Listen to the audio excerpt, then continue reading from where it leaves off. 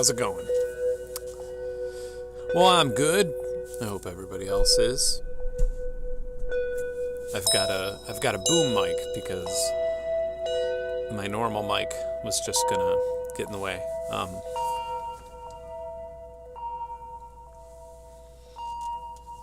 I also have a mixer. I also have headphones where the cable is just not quite long enough, but I really wanted to use these Beyerdynamics because last week I used a different type of Beyerdynamics that don't have as high of a bass response, and it sounded like I was going tone deaf because I couldn't really figure out the bass notes until I listened to it through my studio monitors. Yeah. I also figured out how to get a chat up on the screen here with CSS. I did that in the last 5 minutes. I tried to make it transparent, and I could not, unfortunately. It also looks a little bit blurry, doesn't it? Maybe I should have made the capture resolution higher, and then shrunk it? I'll figure this out next time. And as you know, I can also do the Discord chat. Yeah. So, how many of you have entered the Orica contest? There's like a minute-long delay, so I could just stare at you with this creepy patch playing, but I'll just assume that 5 of you were like, I did. I saw somebody in the Discord chat put up a little poll of how many people they thought may have entered, like how many people they thought entered the Orca contest, and it was like between 1 and 15, between 15 and 300, between 300 and 1,000, between 1,000 and 10,000, between 10. And I don't think it was over, like I think it's I mean, I haven't looked, but I think it's under 200, I think. I looked like a day before the deadline, and I was like, oh, this isn't too bad. Because I was kind of expecting it to be like total chaos, considering that there's like all these popular contests going on right now that have like $200 in gift card prizes, and I was like, well, this one, I mean, this is just like straight up $2K in cash. So I figured it would be a bigger deal. But whatever, better chances for y'all. Hey, Steve Bragg is here. Do you know who Steve Bragg is? I wrote him an email last night. When I write Steve Bragg emails, well, I should tell you who he is before otherwise you're going to think he's like my lover or something. Steve Bragg is the brains behind this, and behind the Empress Reverb, and behind all of my favorite Empress things. He's the main developer. He's off the charts brilliant with his algorithm design. And he, in terms of pedals, I still hold the Empress Reverb as my number one. I do want to check out the Chase Bliss Audio Reverb. I don't think it's going to beat Empress, but I do want to hear it just because it costs $1,000. It's just like, that's an expensive reverb pedal. I don't want to hear what $1,000 reverb pedal sounds like with my own app and stuff. But yeah, when I write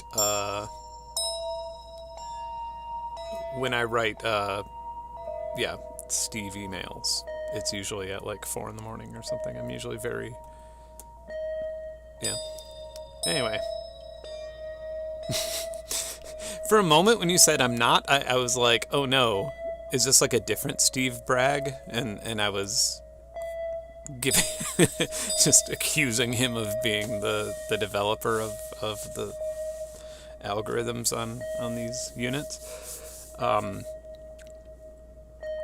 Yeah.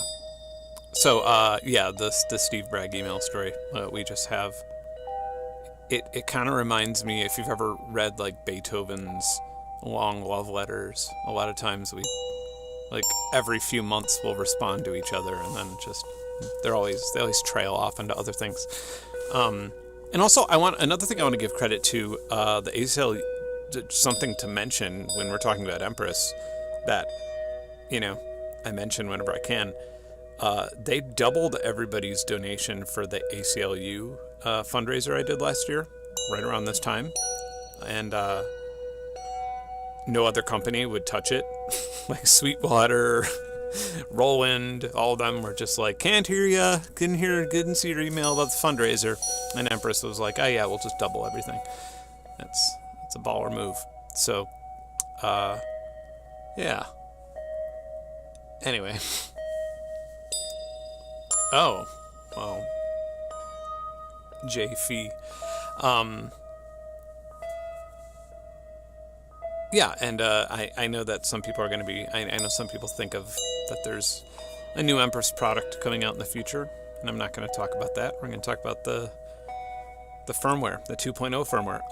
The 2.0 firmware doesn't add a ton of features, but what it does do is make the CPU optimization a lot more efficient. This unit, this patch is using 69-70% of CPU, and it used to go to like 101 or 102. I think when I actually first made this patch, it was clipping, and like digital clipping, not like audio clipping. And yeah, let's see what my other patches are doing.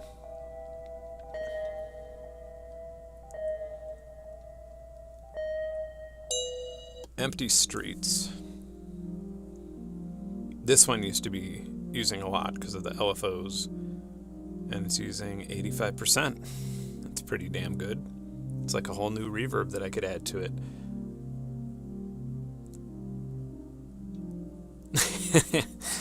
No, it's okay. I can tell you one thing about timelines. I know that people get really impatient when they want release dates and stuff like that, and I always congratulate companies that don't hype up a release date just because people are asking for it, but wait until they have a product that's done and until they're, you know, reasonably sure that they can deliver it on a certain date, rather than going the other route and then delivering a product that's not done. Like, you know, imagine if the Akai Force had a release date that coincided with its current firmware, which I still haven't fully checked out yet because it's been a doorstop for a year. But I would say that it'd be almost like 2 years after it came out. Like, it would be absurdly late. So Empress, they're more than happy to push a release date back, or not even make a release date until they are sure that everything is reasonably bug-free. So that's more companies need to do that. It's good for business overall. Am I conscious? These are all, a lot of these opened for me in LA, in Los Angeles. The last show I ever played was in Los Angeles in January of 2020 after NAMM, and the ZOIA was the opening act. And it was amazing to see a room full of people staring at this sitting on a bench, and it was like a crowded show, and it was in this really cool it was like in this Spanish restaurant that had this like small opera theater in the back.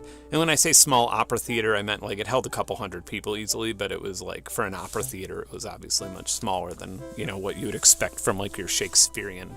And yeah, and I remember sitting up on top just talking to some friends, just watching the entire audience just stare at the ZOIA on a chair. It was beautiful. I'm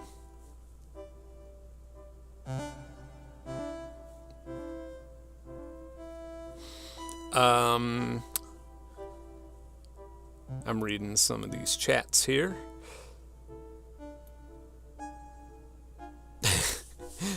Do I know something? I know something. Like, yeah, no, I'm familiar with the future unit, but you know, I'm keeping everybody at bay. Hey Mitch, that's another Empress person.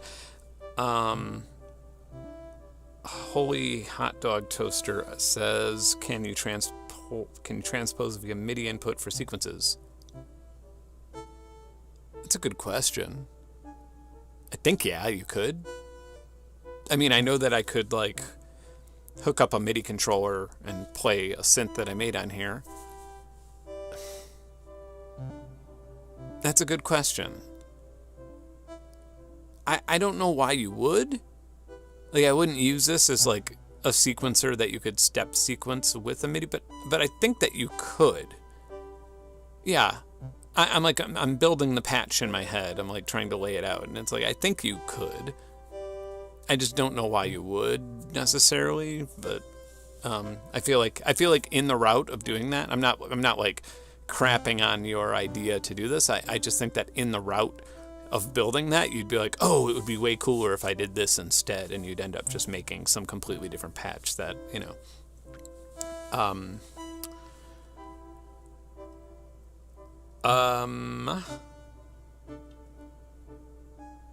Awesome. Trader to the living.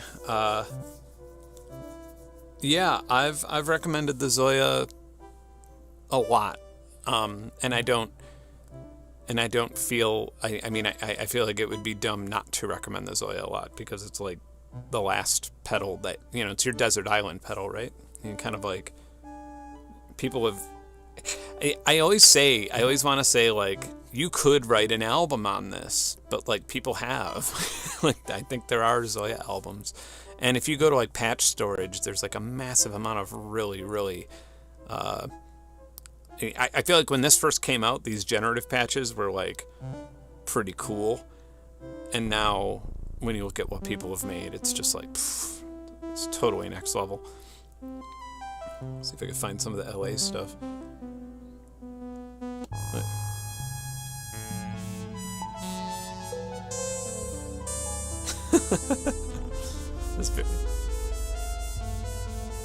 this is actually,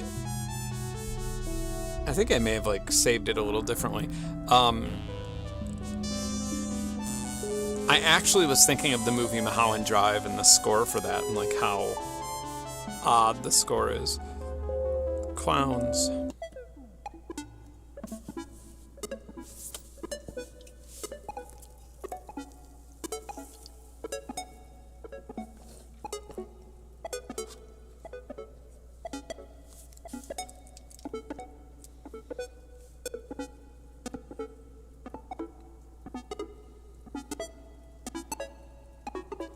You would connect the ZOIA out to the Empress Reverb in.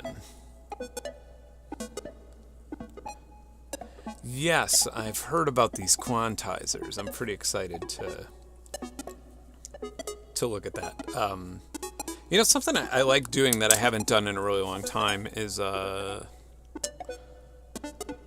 used to do it with the modular, and I just haven't done it in a while. When I first got into modular, I was really, really into putting melodies through quantizers without sample and holds, which just sounds bonkers usually in its own way. Oh yeah, the L switch freeze. That's a classic of mine. Skating Alone. Oh, here we go. Yeah, okay. So this is another one from the LA show that I made, like, en route to LA.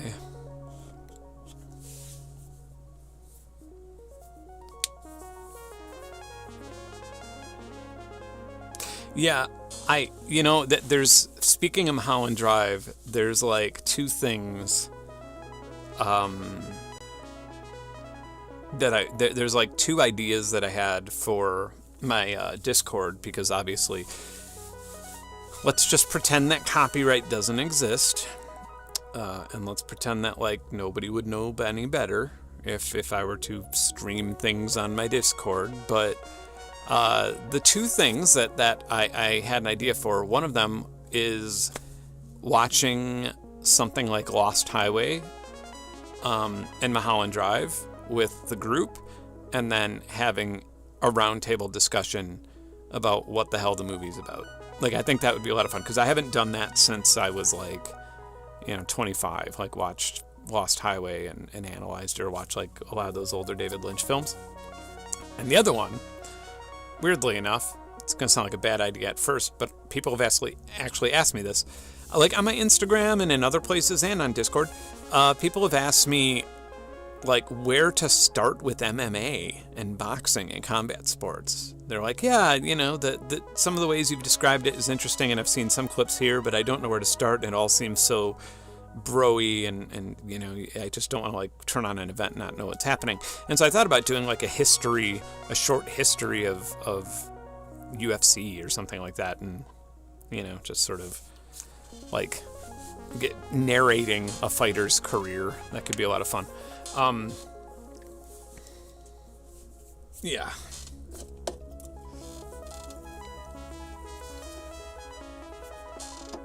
And then one last thing with the Discord. What game is everybody playing now? We were doing Minecraft for a while. And now I've been... I need to go into Minecraft. I want to record some videos just showing off everybody's stuff. I still have the server running, and I want to show off everybody's buildings and stuff, and just record a video of it, oddly enough, for my stepson, who's in the UK and who I haven't seen in forever. And I know that he'll see me on YouTube, like, show up in his recommended videos. Yeah, I mean, he's 5, but it's not like he's, like, you know, watching music tech videos, but just from, like, seeing my face, he'll, like, watch it, and then everything else is Minecraft, and so I thought maybe I'll just make some, like, unlisted videos for him. Alright. Let's play with the ZOIA. This was the Sagan show, Skating Alone.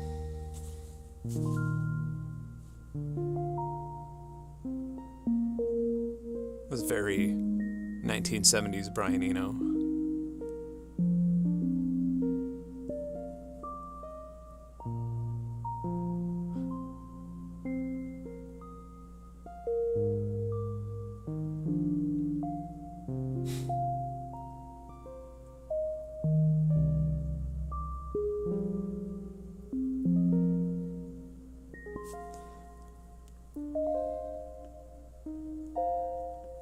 So these are all pages.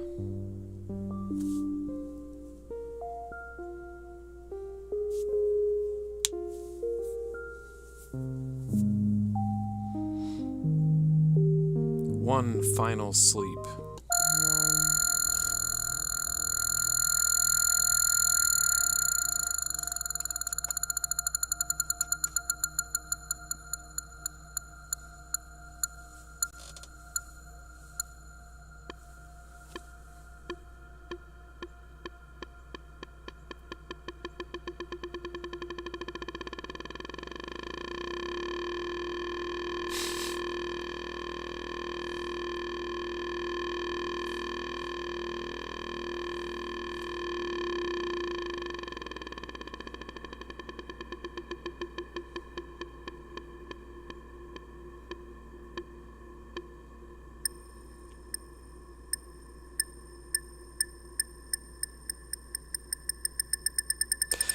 Yeah, weirdly, I kind of feel you on that. Like, I had the Chase Bliss blooper, and I had the option of keeping it, and I actually sent it back, because all I could think of was I want to make something similar on the ZOIA. Like, you know, which... Yeah, I was like, oh, there's a couple things I want to change, and I'll just do it on the ZOIA, or... yeah, I also have the Bebo, but I feel like the ZOIA, I don't know, it's just more pleasurable to use. Like, I feel like if I'm going to patch something, if I'm going to go patching, then I'll do it in pure data, or I'll do it in at the very least, I'll do it in the, I can't remember the name, Axolotl.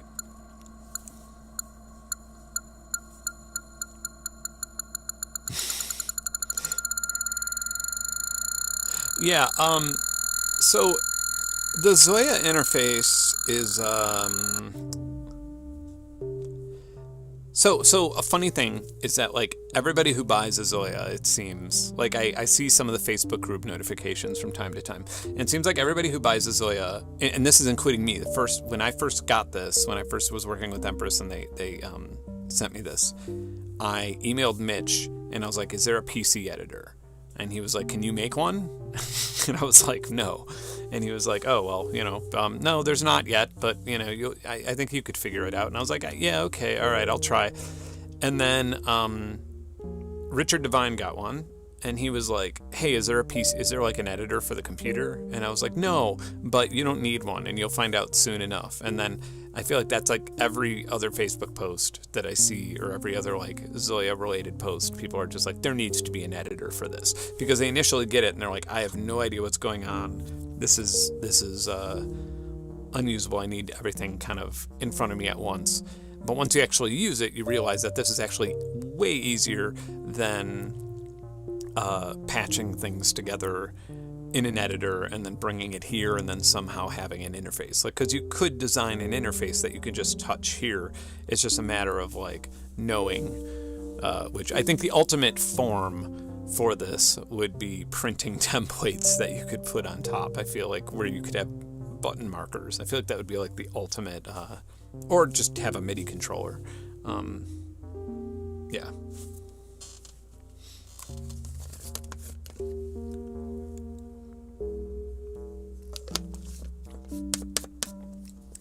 Yeah, you do have to take the dive, but it's not a deep dive.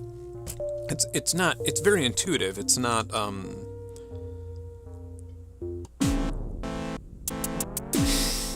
don't know what I was thinking here.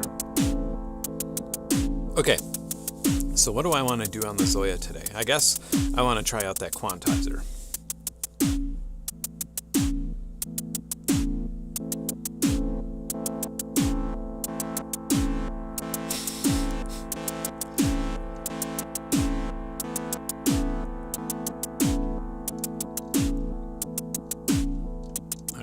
Find a blank patch here. Look at that. Empty. Alright, so I haven't patched anything in the ZOIA in a while.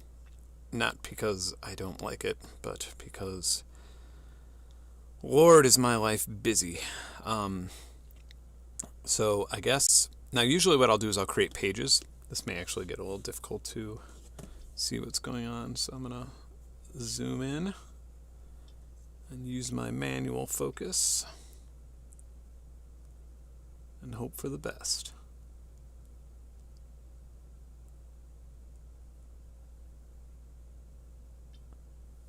Oh, is it funny? You've heard that before, Steve. I didn't realize that was actually like sent to you guys. I thought that was just like something I randomly made in a hotel and like forgot about forever. I like my sawtooths. We don't need to do any upsampling for this. I like doing everything almost like it's QBasic, where like I always go a row down in case I want to like shove something in here at some point. I'm just gonna do like a simple subtractive synth. So an SV filter, low pass is good. Then we will want an envelope. That would be a control module.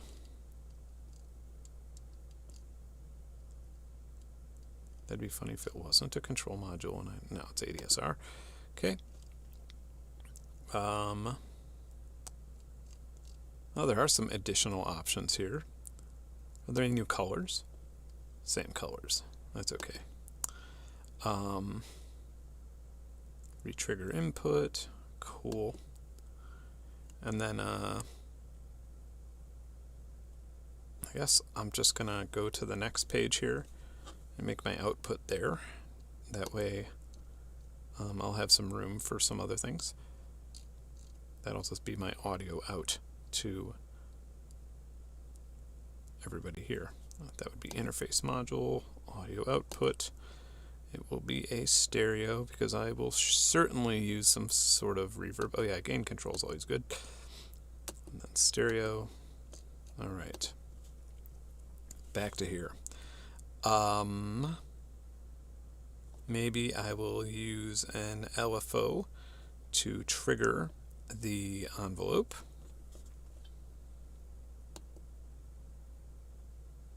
That'll just be my main clock. Just square. Lovely. Okay.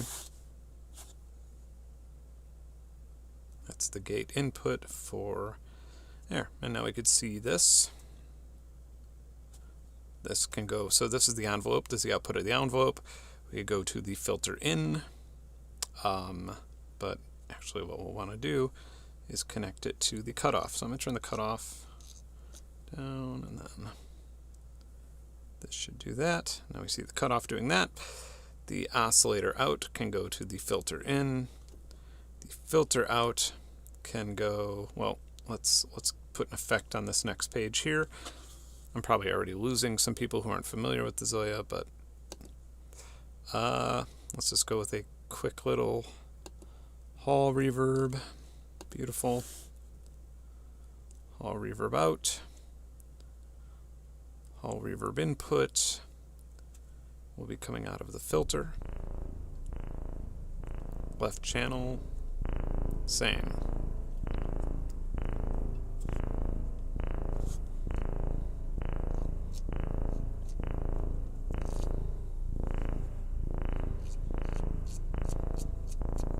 All right.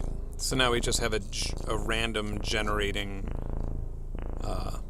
sine wave. Oh, another thing too. So if I click the filter, for example, like this is the filter cutoff. Here's a resonance. If I click the filter, it'll show that it's connected to the outside of the envelope. If I hit both of these, I could actually attenuate that signal. So it doesn't have to be as abrasive. All right, so I want to first let's look at this quantizer.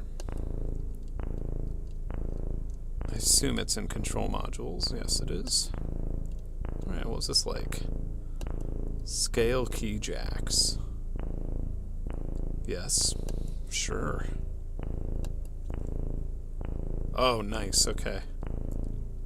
Okay, yeah, I remember. Okay, I think I've actually seen this. And the quantized out. The key. Okay. And then I can have another LFO here.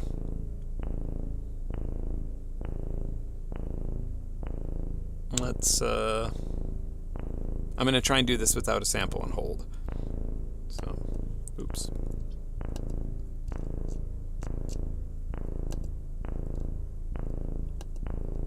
Let's go with the sine. Sure. All right. Done. Here's our LFO. So this will be the CV input for the quantizer. Now this will be the output, and that can go into the input frequency, or the frequency input of the oscillator. Let's see if I did this okay. Oh, weird. This should be a sine. Did I screw something up here? Probably. I'm going to edit the options. That's a copy.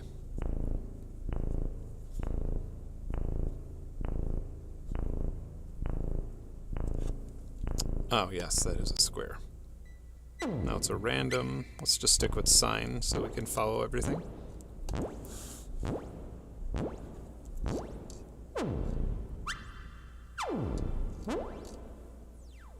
We can actually lower this a bit.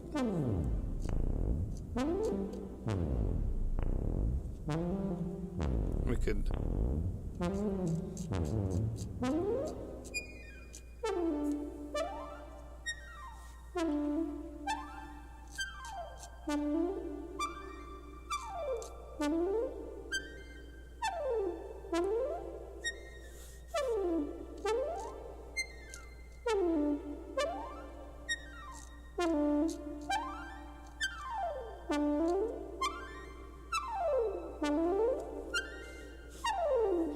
And we could change scales.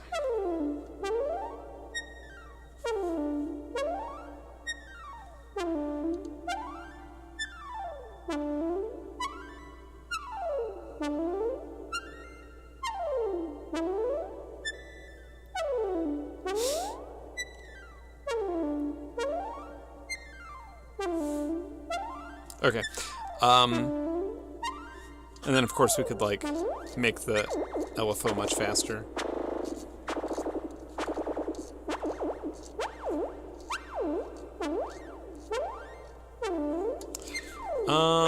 I'm gonna try something here. I'm gonna see if I could get a clock multiplier or of some sort.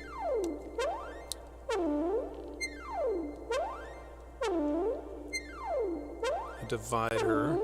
That would kind of...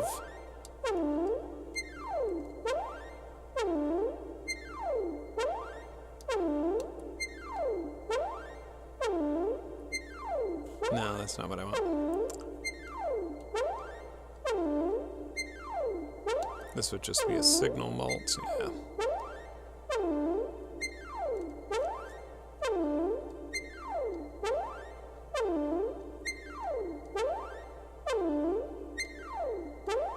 Oh, how many will sample in a hold? Let's see.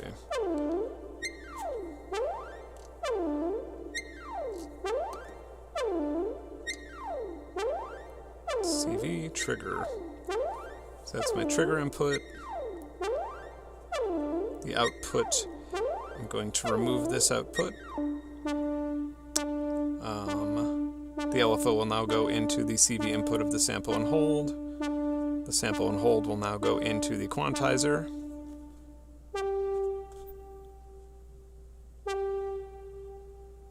Maybe it's too high. Yeah. I could turn this speed up.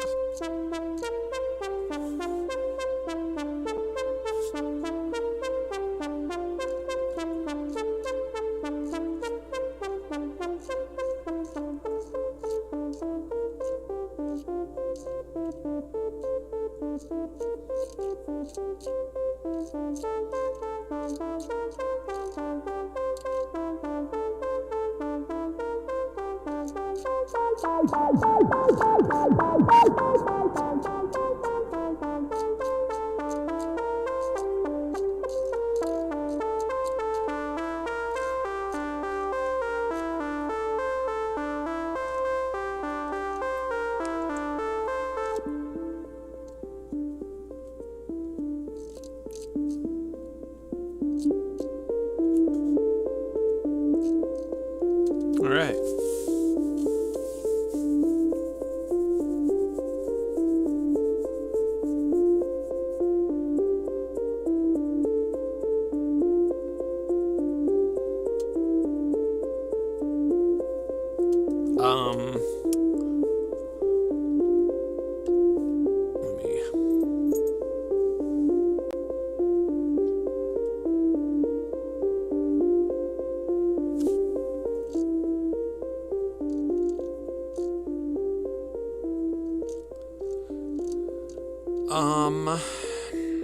I have not tried the mod Dwarf. I do have the mod Duo. I don't know if the mod Dwarf is as powerful as the mod Duo. That's a very good question if it is. I did know this. I remember when the mod Dwarf was in its like pure prototype state and I was getting all the info on it. I'm not sure why, I just have not spoken to the mod folks since my last video about them. Which in my opinion, I think I did like the best mod duo job that you could do. I think I got to give myself credit. Like I was watching that recently. I was just like skipping through videos, like, you know, looking for analytics on something. And I thought to myself, like, that is a released track that I made just with the launch pad and the mod duo, like that I just sort of like that was actually a really good live performance instrument. Like I would use that in a real show. That was a lot of fun. But yeah, I don't know anything about the mod duo other than what you guys know. Maybe I should hit them up and see what's up. Anyway, but comparing it to the ZOIA, I just can't make a comparison. Like when people, because everybody asks us about like the Bebo, and I just cannot make that comparison. I can't say that the two are in the same league, because the ZOIA really does have its own persona, and I really think that a huge part of that, like the mod Duo, for example, is really powerful because you can like literally go on Chrome. You can just like connect to it via Chrome browser and then edit your patches. And like it's a little buggy at times, and it's but two things. It has a content store, which that the mod does. It has a content store where you could buy like plugins and things like that and buy extra stuff. I am not a huge fan of that. I'm not a massive fan of that. It just runs on like the basic Linux version of VST, which it's not that efficient for a piece of hardware. Steve's here and he's probably wrong, or I'm probably Steve's wrong. Steve's here and I'm probably wrong, but I think this is just mostly C. Like this is really low level code, so the algorithms and everything are going to be a lot more tidy for it's probably an ARM chip in here. So you're going to, at the end of the day, you're probably going to get more power out of the ZOIA in terms of signal processing. You're going to get a more friendly and graphical plug-and-play interface with the mod Duo. What was the other mod thing? Sorry, I mean mod Duo X. That's what I have. Yeah, sorry. I feel like they need to just call things different. And so the mod Dwarf, the newer one, I'm not really sure, but I think you can make some patches on that. Yeah, but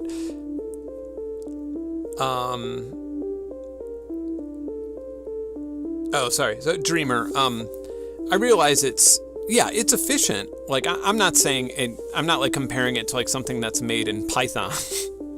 Like, I mean, obviously it's not like it's not a CPU, not running on a CPU designed in Minecraft Java edition. I realize that it's not like emulating it. I guess it kind of is in a way.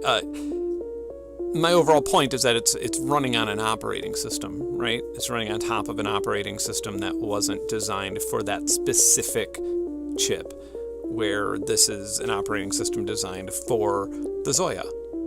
So that's all. It's like comparing how much power is a clouds version on a VCV rack running on a laptop. Comparing clouds on a VCV rack to the actual clouds on the PCB. You know, it's like one's going to be way more efficient than the other and doesn't require as much. So, you know, that's all I'm saying is, and I'm not a huge fan of, again, I'm not a huge fan of having like a shop of like patching around and I've complained about this before with other things. I'm not a huge fan of Peter Pan. Not a huge fan of having a shop inside a work environment. But that's starting to become more and more common, and at some point I'm just not going to be able to avoid that anymore. So actually I was just using Antelope Audio's their Zen Go, which is an amazing audio interface for the price. And it was funny because I was like, oh yeah, they have a bunch of like compressors and stuff, and it kind of has its own, it could run DSP on board, and sure enough, it all costs money. And I was like, not another shop. But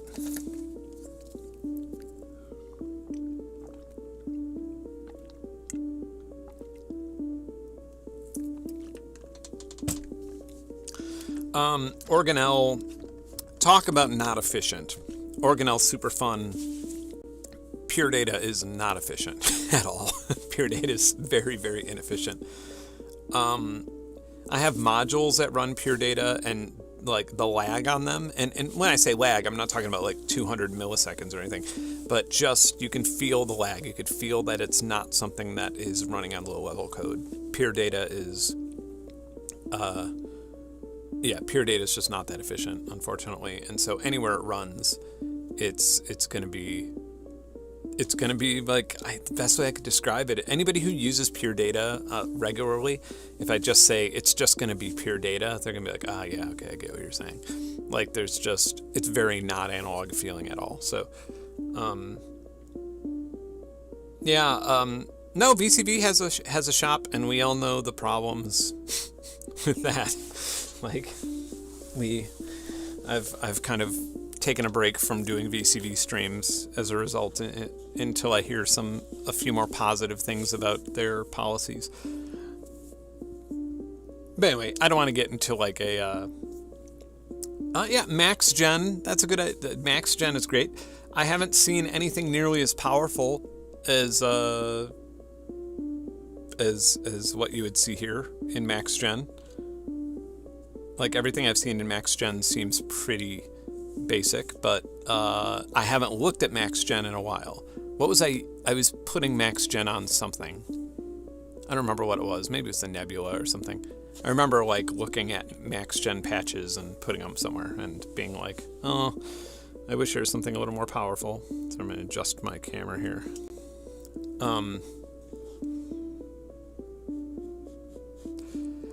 MIDI 2.0 in my workflow. I'm not worried about it yet. I mean, I would like everything to be on an Ethernet cable, to be honest. I'm kind of amazed that it's not at this point, but let's hook up my guitar.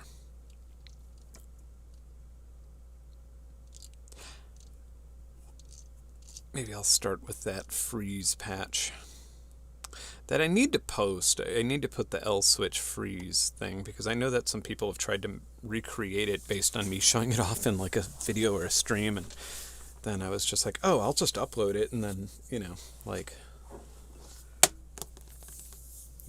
I was like, all right, I'm gonna go upload it, and somebody came into my door, and then, something else happened, and maybe I'll actually put it in the guitar first. That way we don't have to hear a bunch of buzzing. By the way, for those of you who follow me on Twitter, stop. No, I'm joking. For those of you who follow me on Twitter, you may have read a tweet about a company that wanted to send me an e-scooter, and I was like, nah, I'm good. And then they're like, oh, are you sure? It seems like it would fit your style.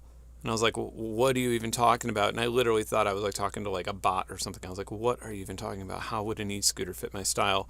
And they're like, well, it can go off-road and go 40 miles an hour, and it has like a 50-mile range. And I was like, oh, so like how fast is your shipping?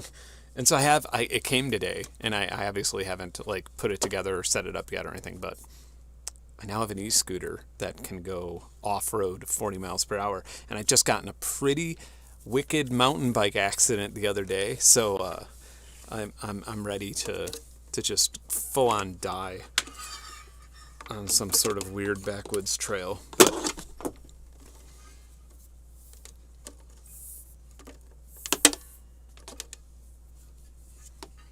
yeah, maybe, honestly, maybe I'll just like upload my entire SD card to Google Drive and just link to it.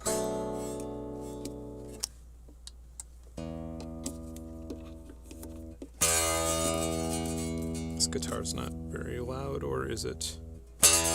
My input needs to be louder here.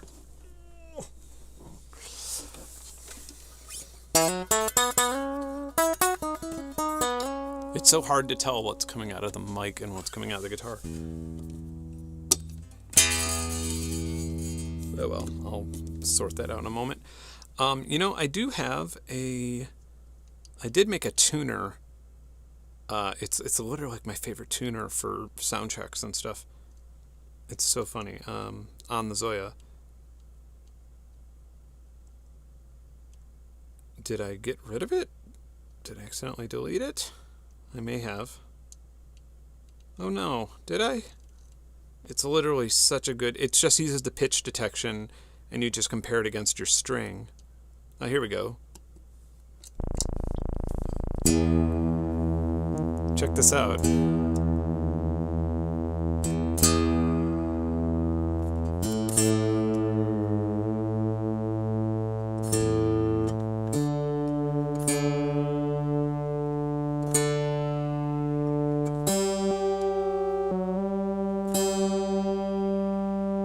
So it just like quantizes the pitch detection, and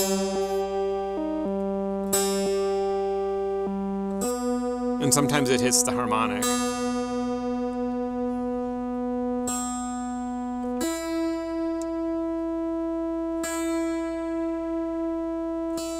There we go.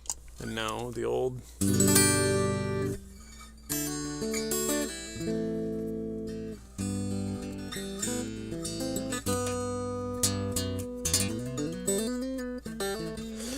Yeah, I'm okay. I'm actually, like, if you notice in my last video, I have like dings on my head and stuff, and that's just literally from like scrapes. I do have like scrapes and scratches, mostly on my legs. I was bleeding a little bit. So what I did on the mountain bike was incredibly stupid. It was not your normal mountain bike accident. Basically, at like 2 a.m, I'll be like really tired of working, and I'll just be like all cooped up, and it's Georgia, so it's like 95 degrees in the day right now, and so it'll be like a nice cool night, and by cool I mean like 80 degrees, and so I'll get on my mountain bike, and then I live near, I don't want to say the name of it because I don't want to get in trouble, but I live near a place that's massive with total lots of hiking trails and horse trails, and they're rocky, and you can't bring a bike on them for safety reasons. And so rather than, bringing a bike on them when people are there to yell at me for bringing a bike on them and tell me to leave, I just go at 2 a.m. And I tried to do the entire thing, and I was, after about an hour and a half of riding up and down hills, I came to a point where I didn't know if I was on the trail I should have been, because it is obviously kind of confusing because it's like 18, 19 miles. And yeah, and I mean, it's pitch black. You're in the woods. Obviously, I have like a little light on the front of my bike. Should have had a bigger one. I like stopped, and I like was going to circle back to look at a sign, and I took my left foot off of the pedal and put it on the ground to like turn my bike around, and I like put it on the ground, and I just went, like, I just tipped, and it was like one of those things where like a car accident that you're in, and it takes like 30 minutes to get through the car accident in your head because time slows down. And I remember just falling and being like, really, where am I falling in right now? This is so weird. And then like I hit some sort of tree with like the bike. I'm still on the bike, and the bike is just like sideways, and I like hit a tree, and then I'm stuck there for a minute, and then the tree snaps, and then I go falling more, and I'm just like, what am I falling down? Like, I guess I'm gonna die. Like, there's no way I'm gonna survive this. And then I hit the ground and was fine, other than like some bruises and a really sore back and neck and stuff, and some cuts. But I was able to like carry the bike out and get it in the back of like a Uber van that like picked me up on the side of the road in the woods. So yeah, anyway, I fell into like a massive creek bed that just like had a very steep straight down, and fell down into the creek. And yeah, I'm not gonna go there anymore in the middle of the night, because guess what, it's dangerous.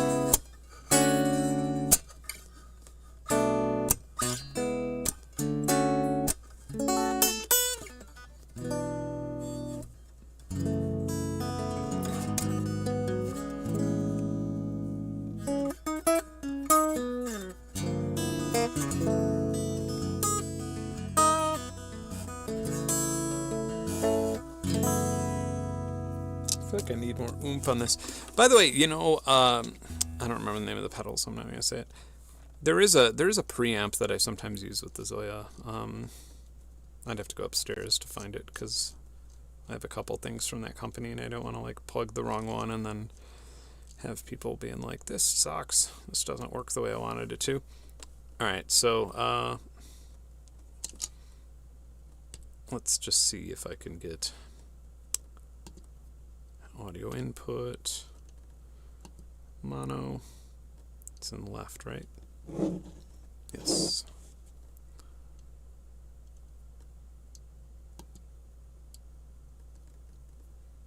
There we go. Patch done.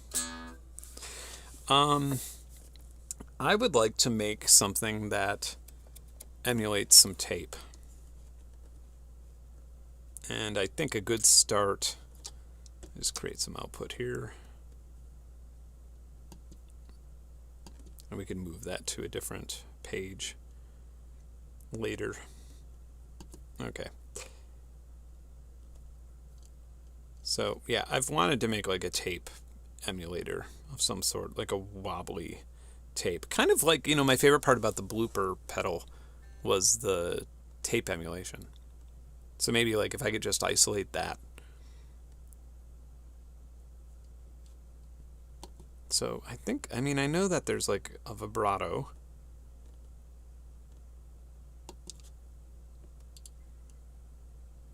One in, one out. Control, tap tempo, CV direct. Ooh, this might actually be great. Can the waveform be random?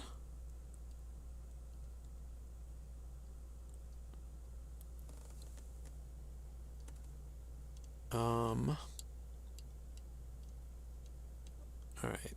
I don't know what swung means. Am I reading that right? Swung. Let's find out. Alright, I'm going to go in. I'm going to go out. Also, I should probably turn that up.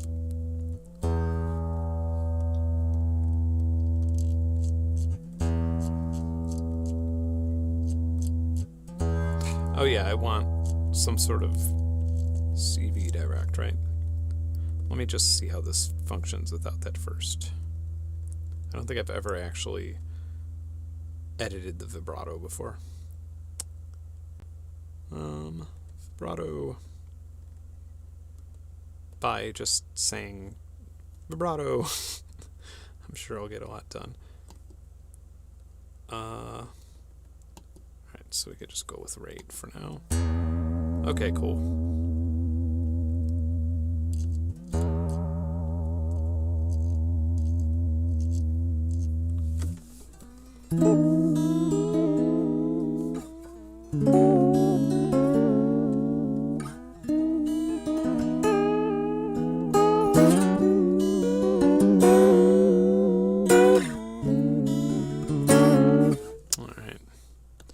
So LFO, let's get a random guy in there.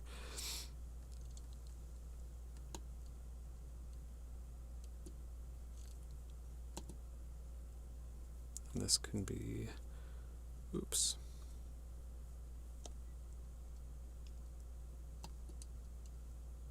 CV direct.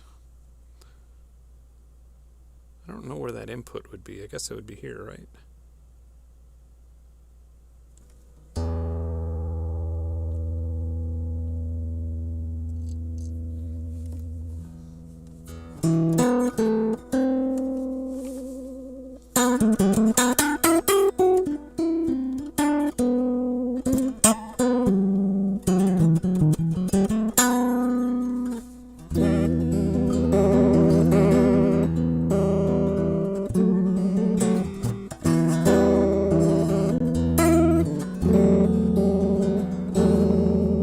Not a bad start.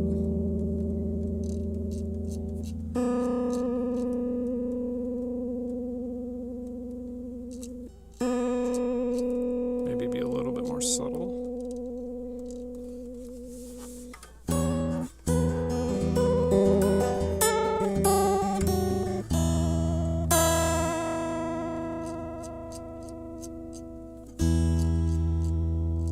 So another thing I can actually do is I could probably put another random LFO and have that affect the what's the word I'm looking for? The intensity.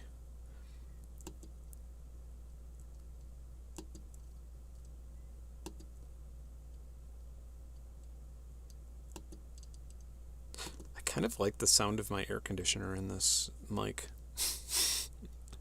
It's like peaceful. It's kind of like putting me to sleep. It's a weird Probably not a good thing to be into on an pro audio channel, but hey. Alright, so this will kind of... I'll just surf between these two.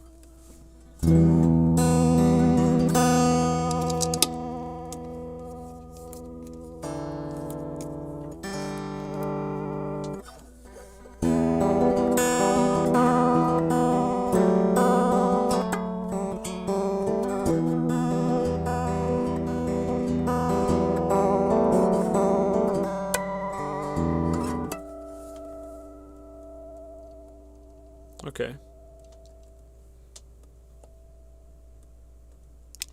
So what else would tape have? Tape would definitely have some form of very light overdrive, and then noise, of course, but we'll get to that in a second.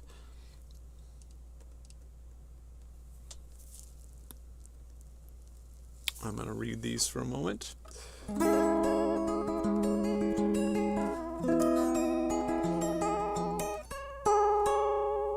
Oh, thank you, Steve. I don't think I'm that interesting.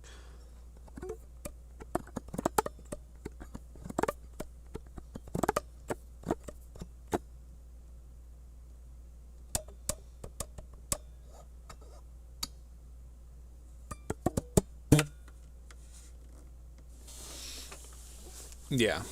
Okay.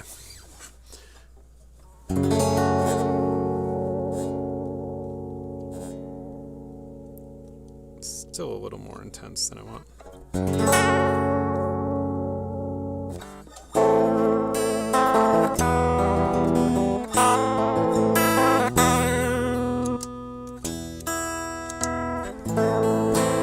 Okay. So next up, let's hit some overdrive. Should probably be an effect module. Ooh, a cabinet simul, man. We'll go to that later. I don't think that's necessarily the right time. Ooh, a compressor, duh. Want a compressor.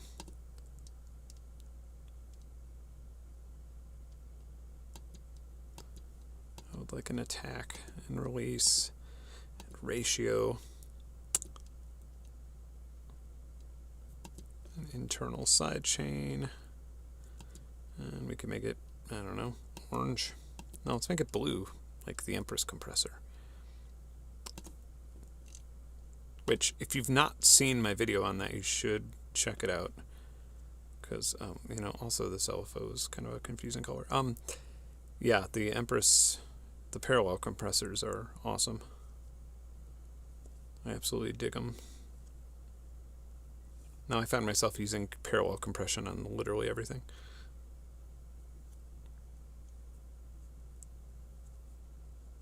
All right.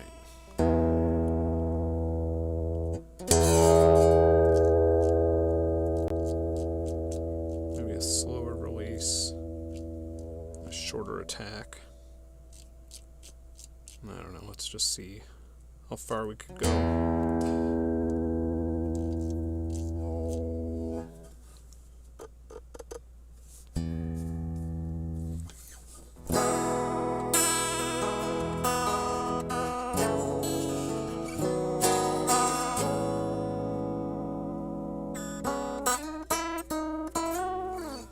Yeah, we're going to want to double this somewhere down the line. I'm basically starting with a mono signal and then figuring out where at some point I'm going to want to double it and split the channels a little bit.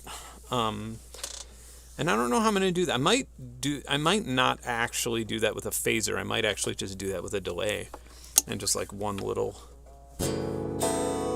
just to be like as fundamentally accurate to a tape.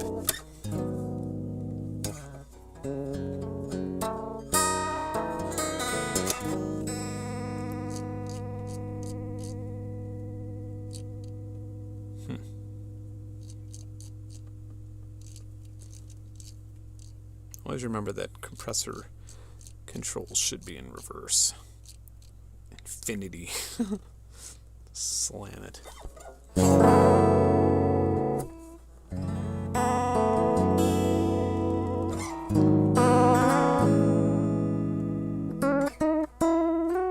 This is still a little too much vibrato.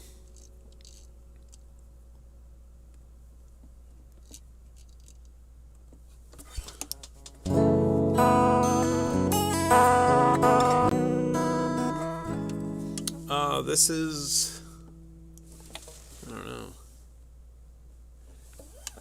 I thought you were asking my guitar brand. The guitar brand is a 7337, a US 7337, or the guitar model of my, sorry, it's a, let's see if I could get all the way here. There you go. It's a D'Angelico Premier.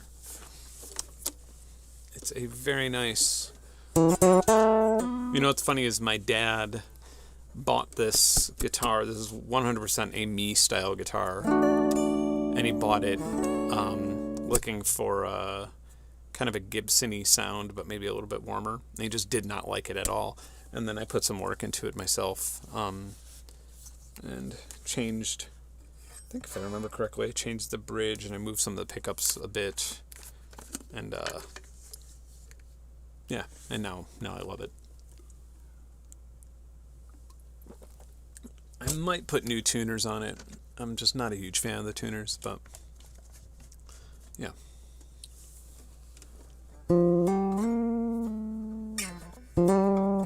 Yeah, I'm so for anybody just tune in, I'm just trying to emulate a tape. And right now I'm going with my monophonic sources. Maybe stick with, I don't know, I feel like, yeah, orange should be, well, yeah, I get to choose between Plexi, Germ, Classic, Pushed, E-Day. Let's go with Classic.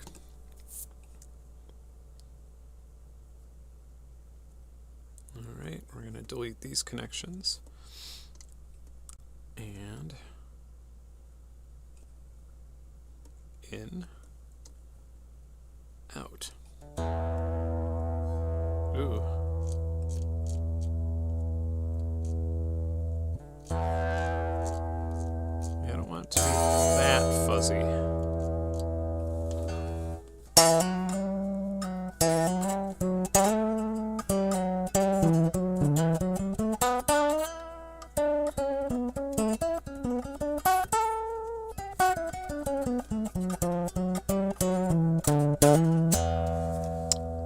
Much louder in one channel than the other, is it? Yeah.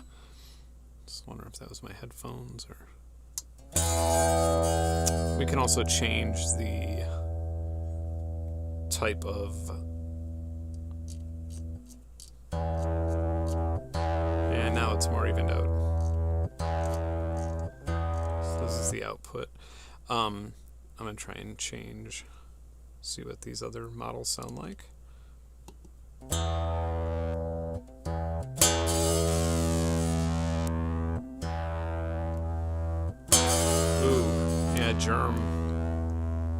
Germ is what we want here.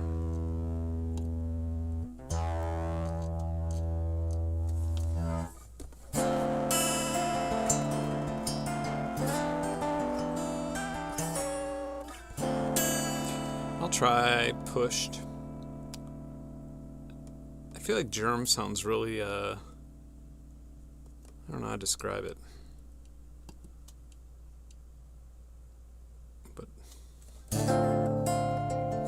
Yeah, you're right. You're right. This is more. We could deal with the stereo and EQing later. It is a little off level, though, to be fair. Not anymore. Okay, so at low levels it is. Did I find a bug? Is it possible? Yeah, this pan's heavy. And I'm not, but then again, I mean, to be fair, I'm not using this distortion as intended at all.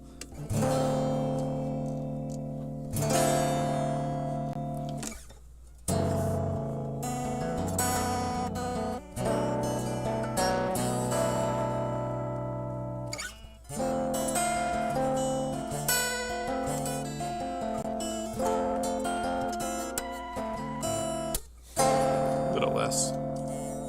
Still a little intense.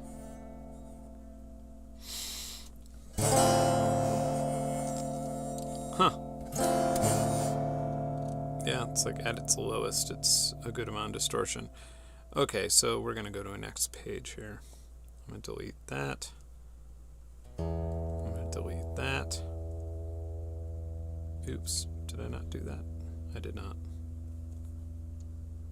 Delete. Yeah. Wait, what is this? Oh yeah, that's that. Okay, never mind. I didn't find a bug. I just forgot to disconnect something. All right. I'm gonna take this output and delete it because that can go on the next page. Can we still see the ZOIA here? Good.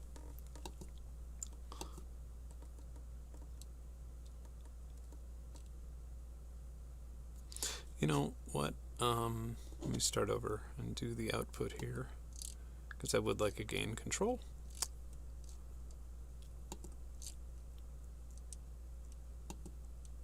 There it is. Man, I really love I love the ZOIA in hotel rooms, oddly enough. Okay, so I think what I'm going to do is on the second page, I'm going to set up a mixer, like right here.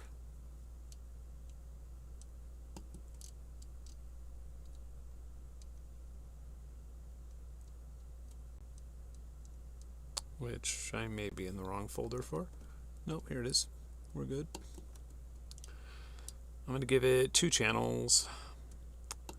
The inputs can be mono. Panning on. Alright. And above the mixer, I'm going to have a delay.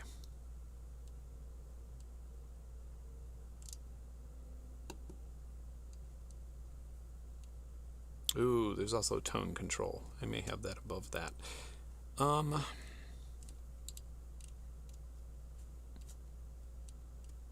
just looking around, seeing if there's anything else that inspires me.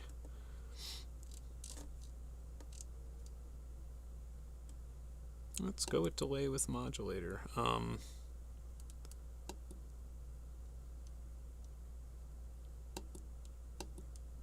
tape. 1 in, 1 out. That works for me. All right. And up here, tone control. And down here, inevitably, I'm gonna save myself the trouble of disconnecting something because obviously I'm gonna put reverb here. Gotta have reverb on everything at all times. I'm just gonna go with a plate reverb. Cool. All right, so the output of tone control can go into the input of delay with mod audio in. Delay with mod audio out can go to the input of the audio mixer. That's the input 1. And then input 2 will come directly from tone control. And then my audio out right will go into reverb. My audio out left will go into reverb. And reverb out here and here. Okay, I should hear something. Nope. Oh, that's because we need to connect the distortion output to tone control input. Alright, I'm going to get rid of the reverb. Edit the delay. Okay, one of these is going to be panned to the left. One of these is going to be panned to the right. The delay is not going to act like a normal delay. It's going to be a very short delay with a very high modulation rate, a decently high modulation depth. It's going to have very low feedback. I only want it to play once, and it's going to be mixed at 100%. And let's see if we get magic yet, or if we need to play with a lot more things. Here we go.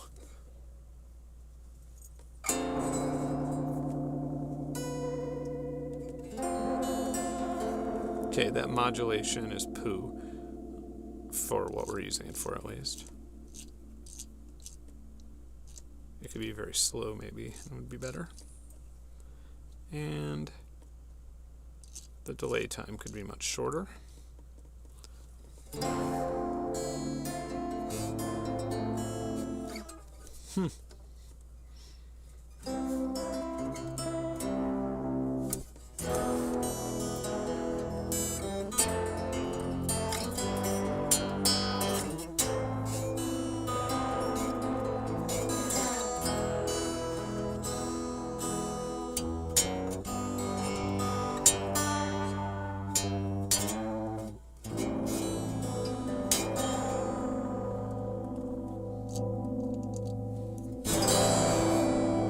Now let's bring in the plate reverb.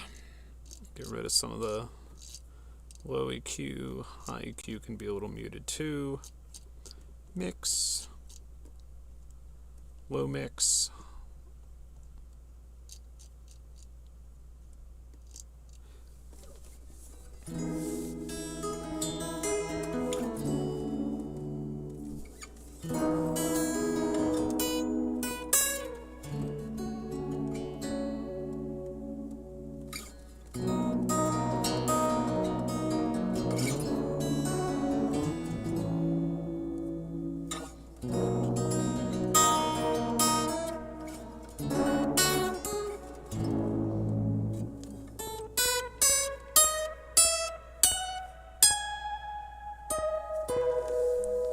Maybe I don't want a... I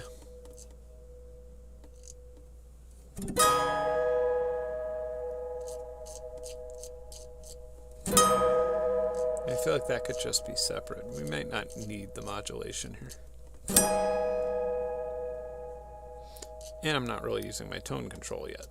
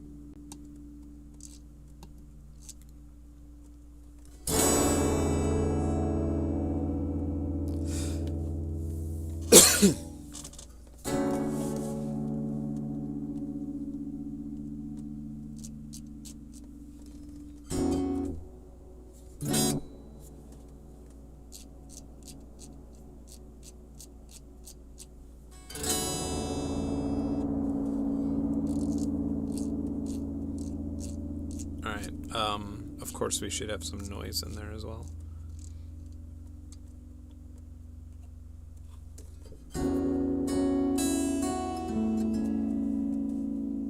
We probably have some more room down here. Yeah. I bet we could get a noise maker right there. Audio modules. Noise. And I suppose the noise could go through a small filter.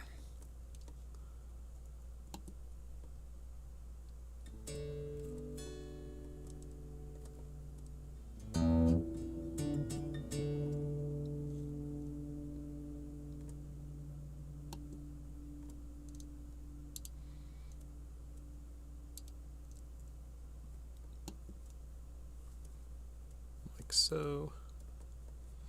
The noise can actually go in. We could actually have it go into the first vibrato, really.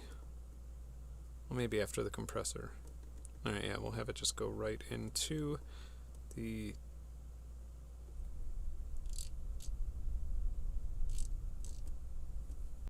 And we'll adjust that volume in a moment.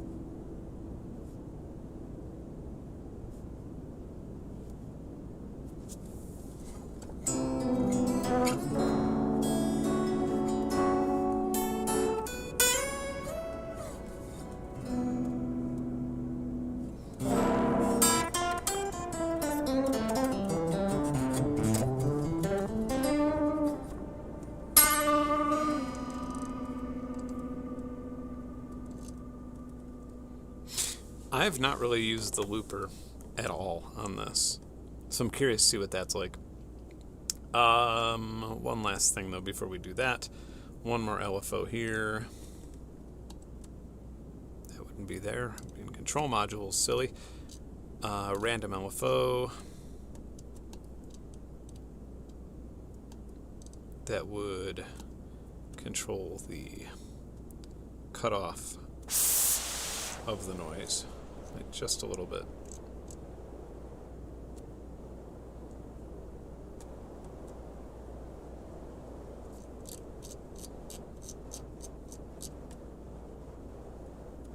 Because this is how tapes sound, really.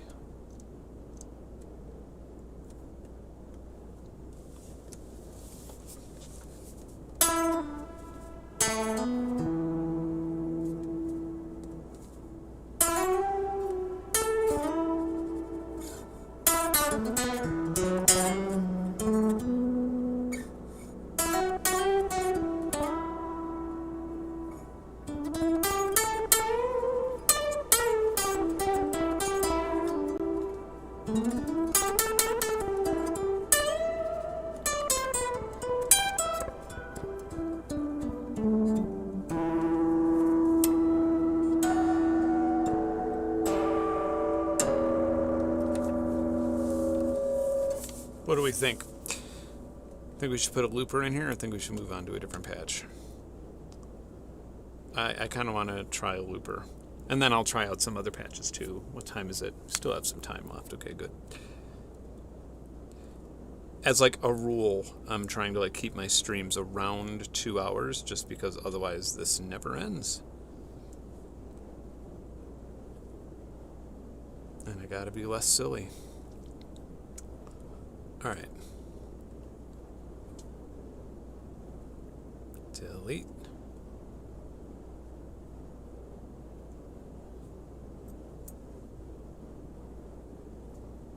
Delete.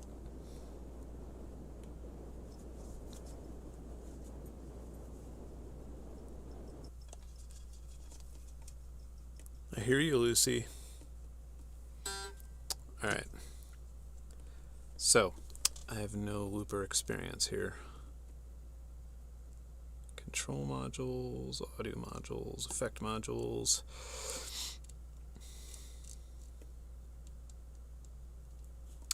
Maybe a looper is in audio modules, interface modules. Nah. Although I probably will want to use something from there. Looper.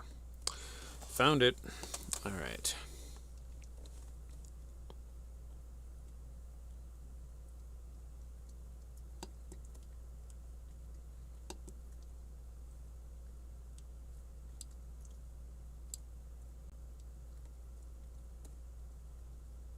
Here while recording. Yes, please.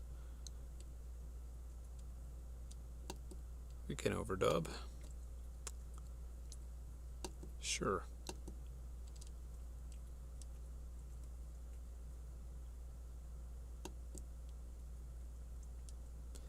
Let's not go there just yet.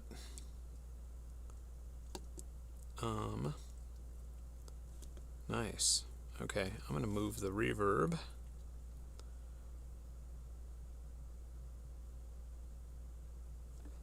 I'm assuming that the looper probably only has one audio input.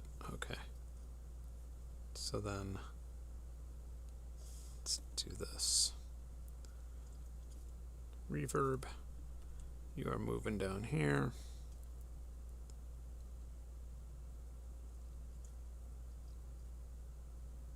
Can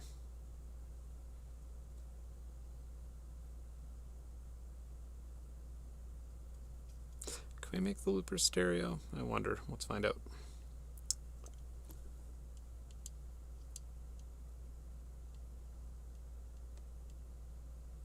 No. Unless I'm missing something. I mean, it's okay though. We'll just move it. It just has to be elsewhere in the chain. That's the only reason that would be important. Okay, so the last thing... Alright, just going to talk to myself here. Move module down there. Move module down here. Move modules, this one can stay. So this is the tone control. Wonderful. This one only has one in. Right. Okay, great. And so now we can move the looper to there. Bink. Alright, tone control. Audio in. Looper out. Let me get rid of this first. Okay. I don't understand what's happening there. Oh, right. So I'll want to delete that too, right? Yes. I like how it's like your brain kind of gets into overload mode sometimes when you go this deep into a patch. Alright, so the looper will go into this delay and it will tone control there, okay. Then the looper will also go into the mixer, wherever that may be now. Where's that mixer? Did I move it like off the earth? Where the hell did I put the mixer?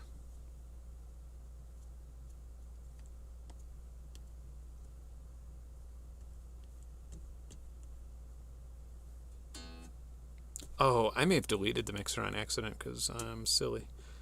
Alright, so this is the delay. Great. Whatever, not a big deal.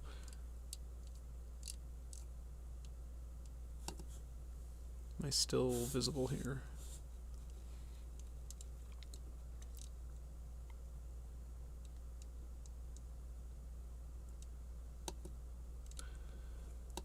Let's go 3 channels on this mixer. I feel like this is going to overlap a bit. Nope. Perfect. Okay. Because the noise output was going into where? Here? Let's not do that anymore. Let's put it into a proper mixer in. So that can go to mixer channel 1. Okay. I'm going to hook up the mixer to the reverb.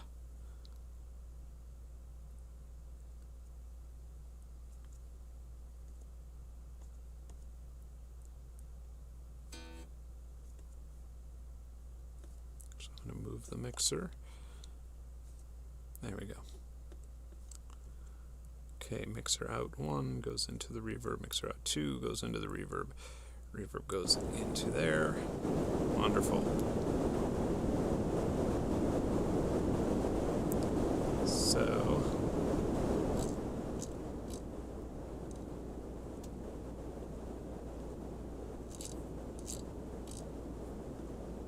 now we can actually the looper out goes into mixer in number 2. Right, okay. And mixer number 3 goes into the delay out,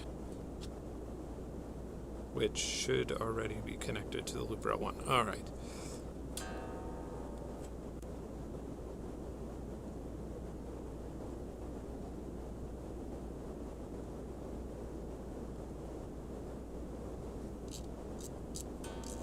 I'm going to have to hook up some push button switches here. Not sure why the signal chain of my guitar is not... Is it coming out of the looper? No. Okay, so the looper should just... I need to change a setting here.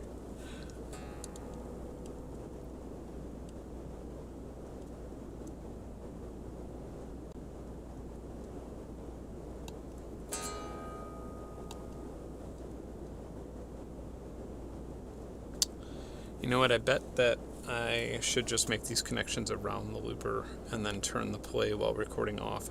I could kind of see why these things are existing the way that they are. It kind of makes sense to me now. Alright.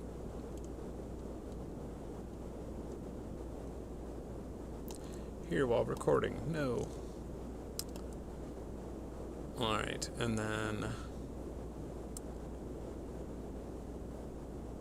this can also go in there. Okay, a little bit of delay, that's good. And then this can also go directly into... Alright.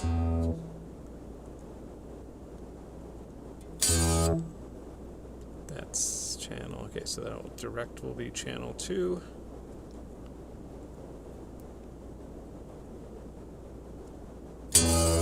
Nice. Alright, so we should be back in power. And now we can actually edit the panning a lot more accurately and the gains of these different things. So the tape can be middle panned. One of these could just be a little bit to the side.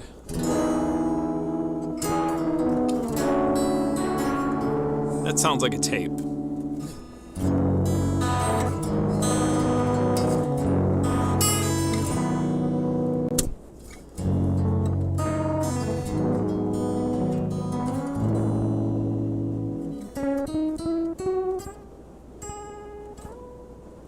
The tape mix is, the noise that you hear is being modulated. I could actually turn that up.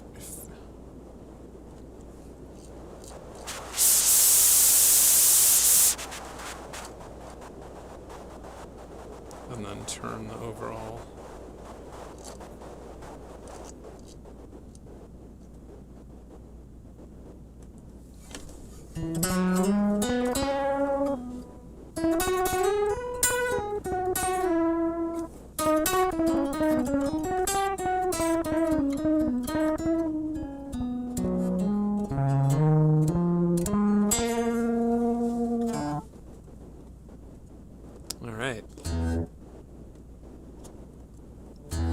And then at the end of it all is reverb, of course.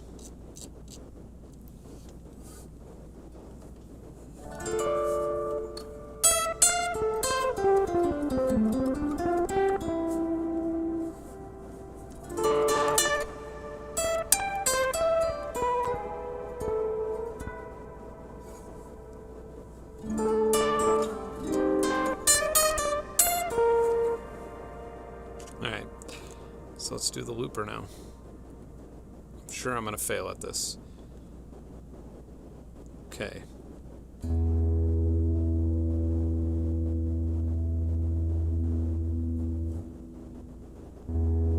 I see. Okay, so we want continuous play, I suppose. I think that was a setting. Playback. Loop.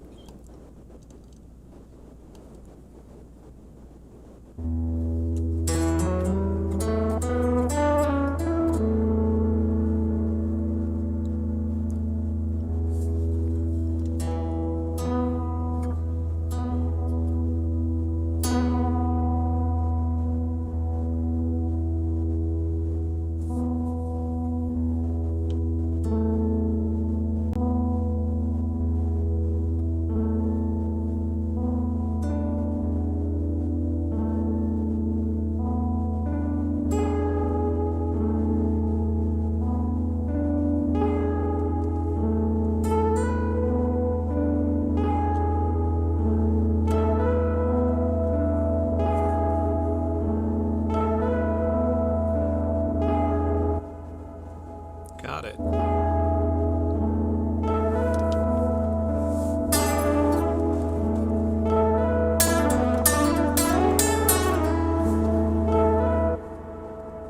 And that resets it.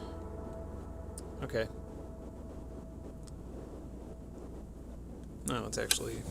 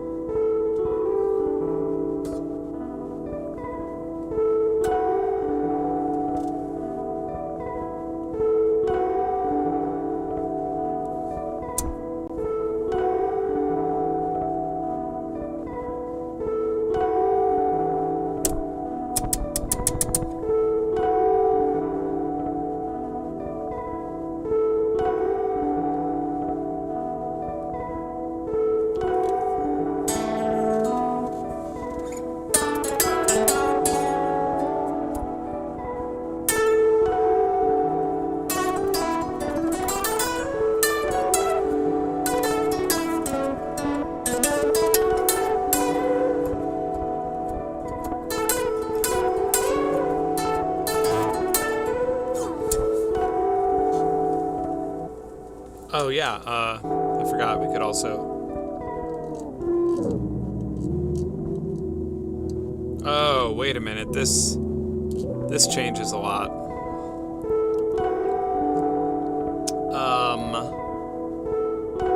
Need another LFO in here.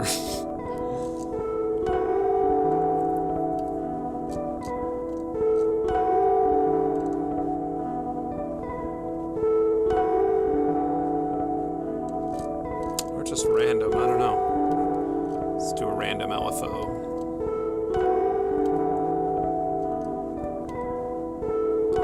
And that will connect to...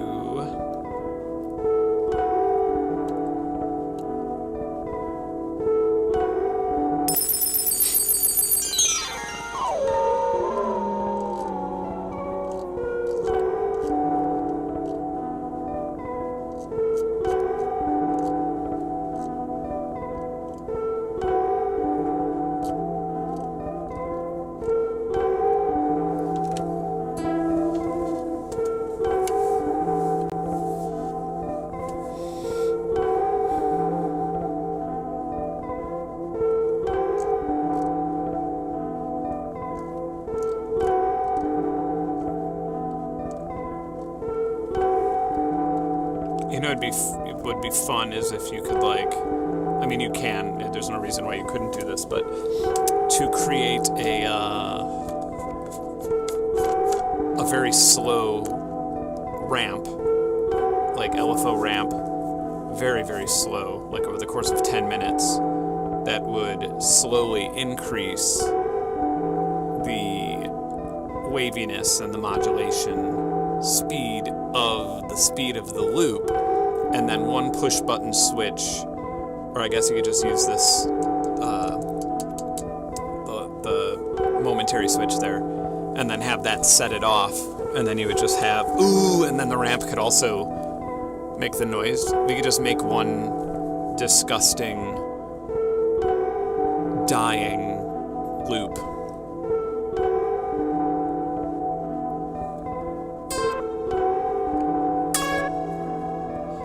I'm using 80% now. I feel like I could, I mean, and most of that's probably like in the reverb and whatnot, so I assume that I could probably get a longer loop going and maybe even another one. Okay, I'm gonna think about this, go to the bathroom really fast. I'll be right back.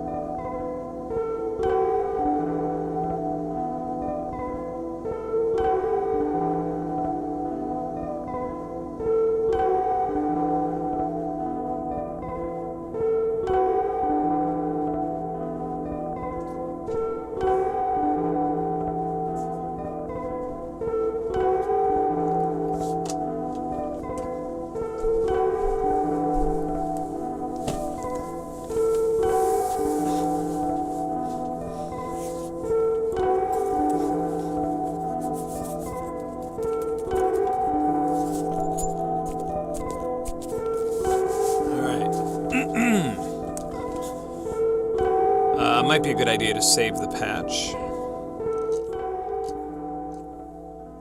before we go much further here. And to do that, patch name. No, wait, sorry. I forgot that I have a keyboard here. Dying.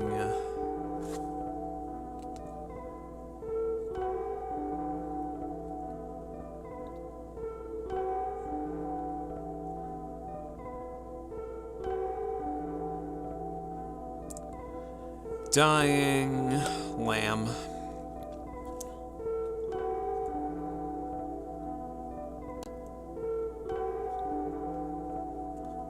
All right. Dying lamb. Ooh, it's a good opportunity to focus.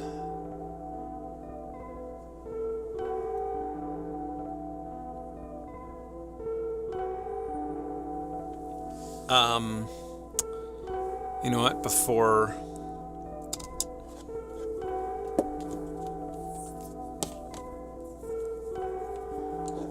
rather than holding my guitar the entire time, maybe bringing this fella into the equation would be easier. That way everything's sort of right in front of me.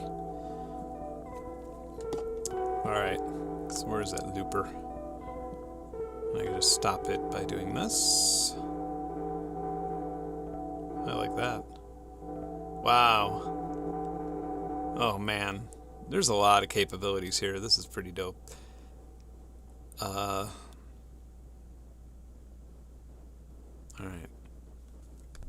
Power this guy on.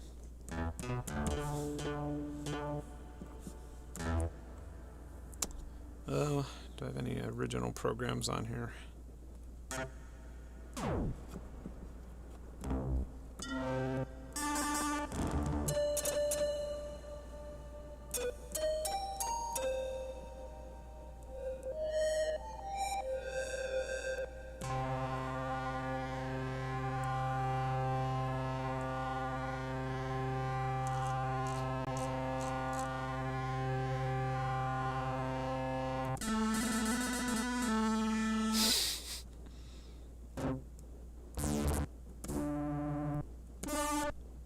Just trying to find a nice little chime.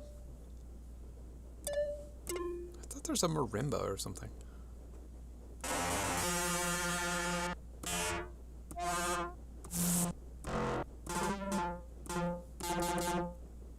I could probably...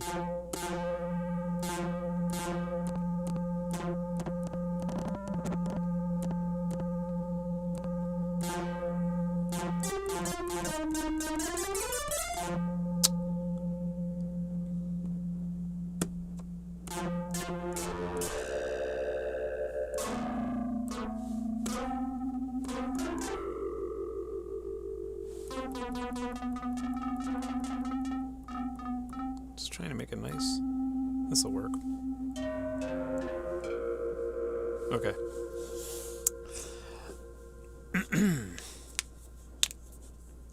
I love the Volca FM. It's the only Volca I care about. The rest of them I do not give a shit. Alright, so what was my idea? Ramps. Very, very slow ramps. Let's see how slow we can go with the ramps first before really diving into this and making sure that we could have some sort of reset on them. So the first place, ramp.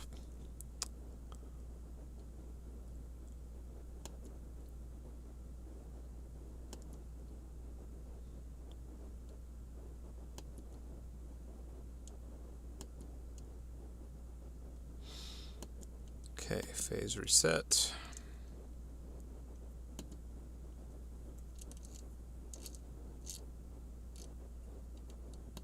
I mean, yeah, okay, that's slow. That's good for me. Yeah, that's alright. 440 seconds per cycle is pretty good.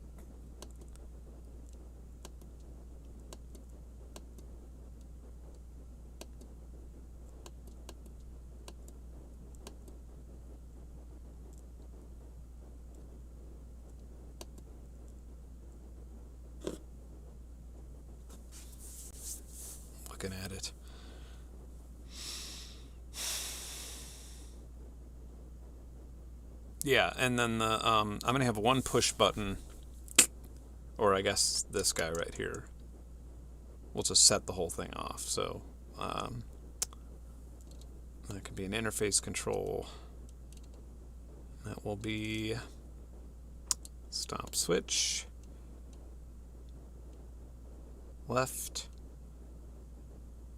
momentary. Well, no, actually, it could be latching, right? No, let's just keep it easy. Momentary.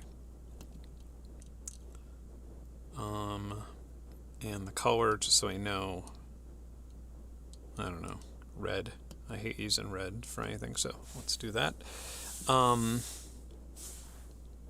There we go. All right, so phase reset. Poof. So let's make sure that works first. Yep. Okay. We could slow this down even more. That'll take a very long time to get to number 1.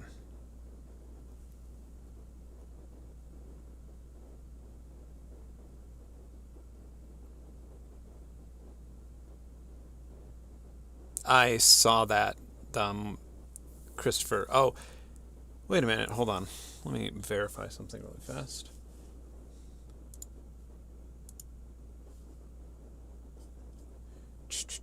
Yep, I knew it. I knew it, sir. Christopher. I knew that was you. I was looking at your patches earlier. You have absolutely brilliant patches. You've won the ZOIA, I think. Yeah, I was looking at I think you did the music for Airports one. I'll play with that in a second. That was I didn't read the entire text file just because it was like the stream started at 8:30 and it was like, 8:20 when I was looking at the other ones, but yeah. You have won the ZOIA. Congratulations. You've done some amazing stuff.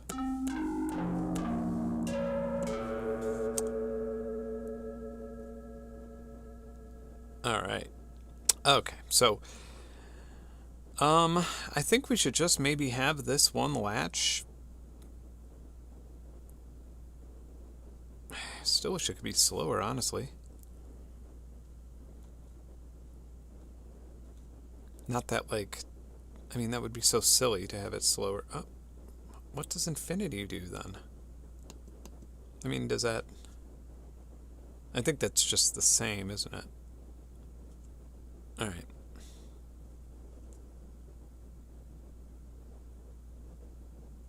And then this resets it. Oh, never mind. Infinity. That's the end of it all.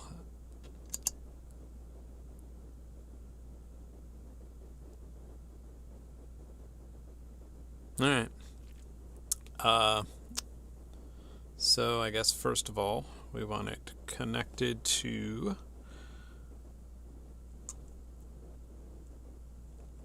Am I nuts or did everything get way dimmer? Probably just nuts.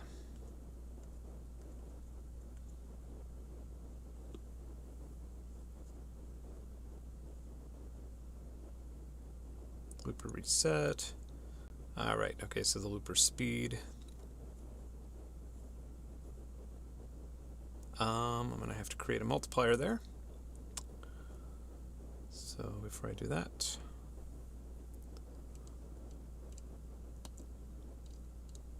Nope.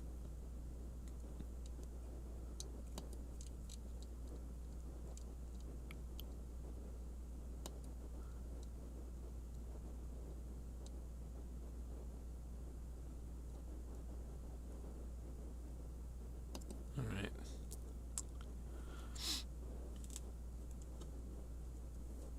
And then the output. I'm going to the speed. And then this will connect to the output of the super ramp.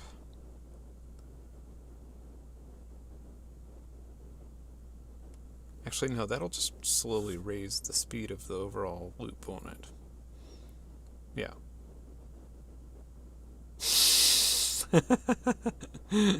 That's crazy. Alright, we could fix this. I just want it to be an intense... I forgot how to make an attenuator, to be honest. Alright, so the looper speed switch, let's get rid of that. Alright.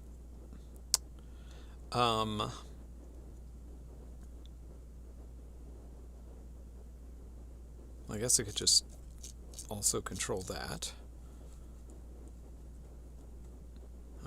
Okay. Then hit this again.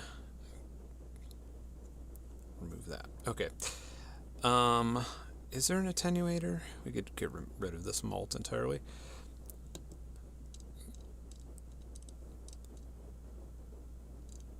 I swear, if there's not an attenuator, I know that I've done this in so many of my patches, I just forgot.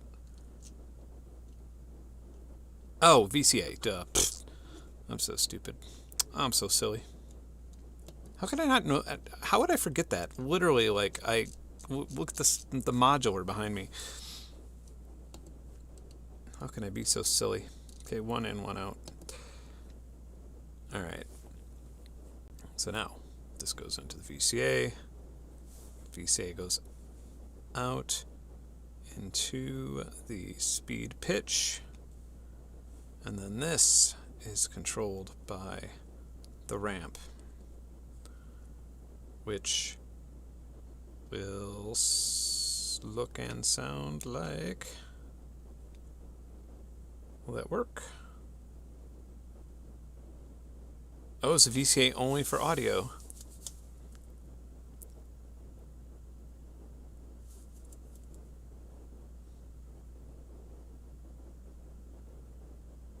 Oh, the CV mixer has a single channel. Okay, thank you. Alright. Bye-bye, VCA.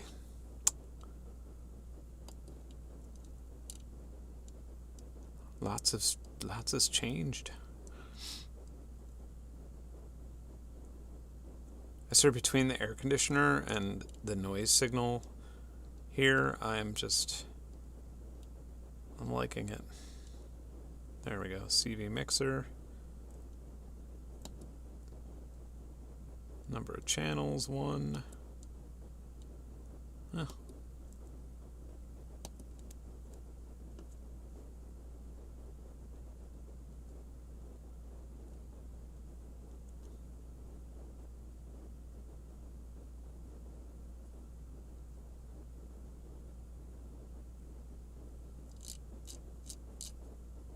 I see now. Okay. That's handy. Boom. Alright, now that output can go to the speed and pitch. Just way less severely.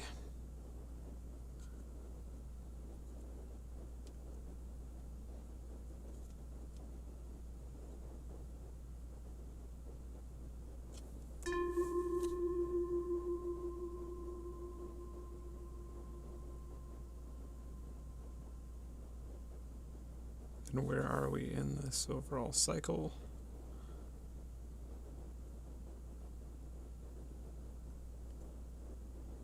Very high. Okay, so the maximum amount that we're going to be... Oh wait, no, we don't want this. Stop it.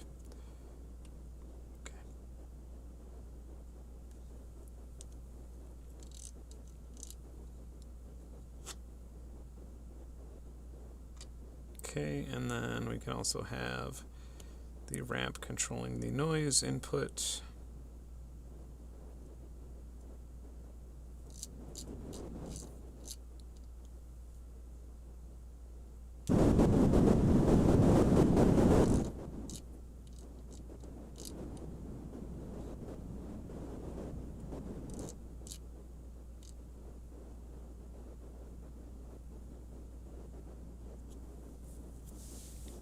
So that'll get louder.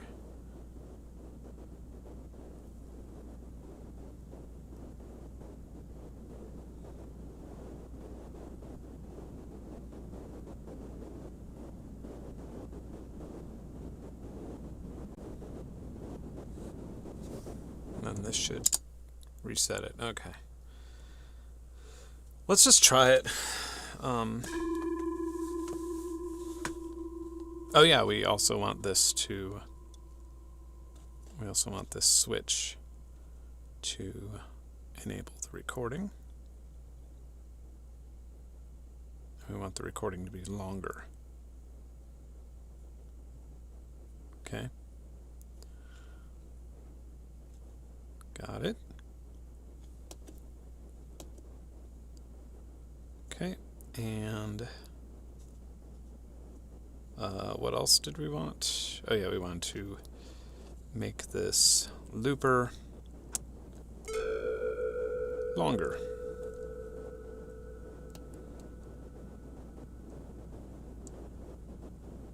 Maybe just 8 seconds. Done. Alright, so let's see what we could play here.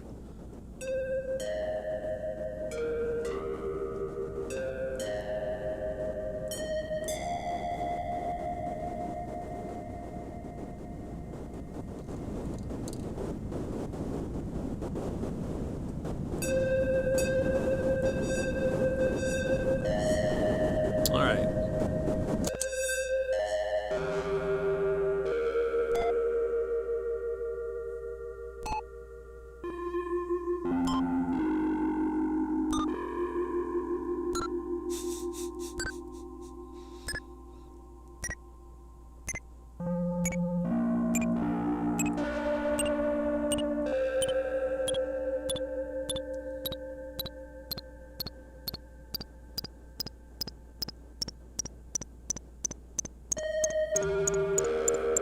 It's like, I did not expect this, but it's awesome.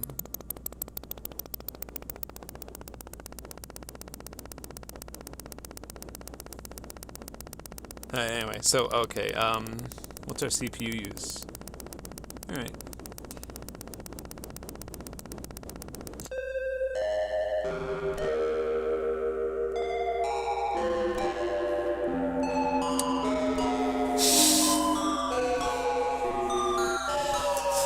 This is way more extreme than I wanted it to be.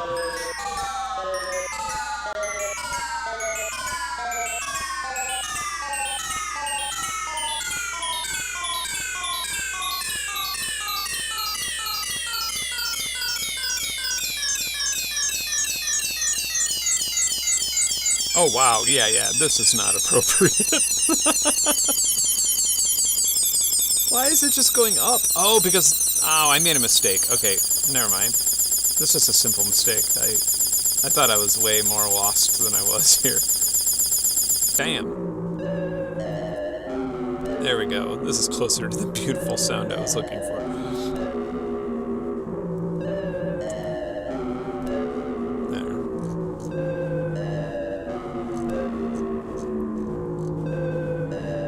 Alright. Reset.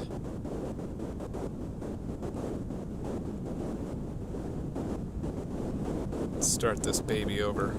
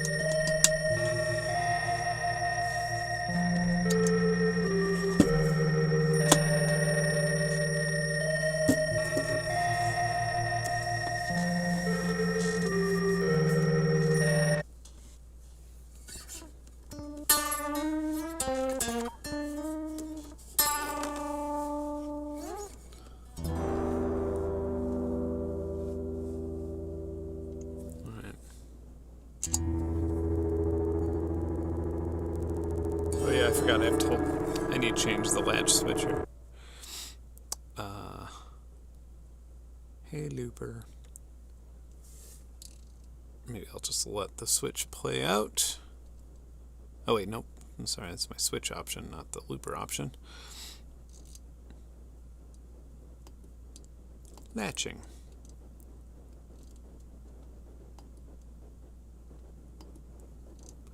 Thought it would work the other way.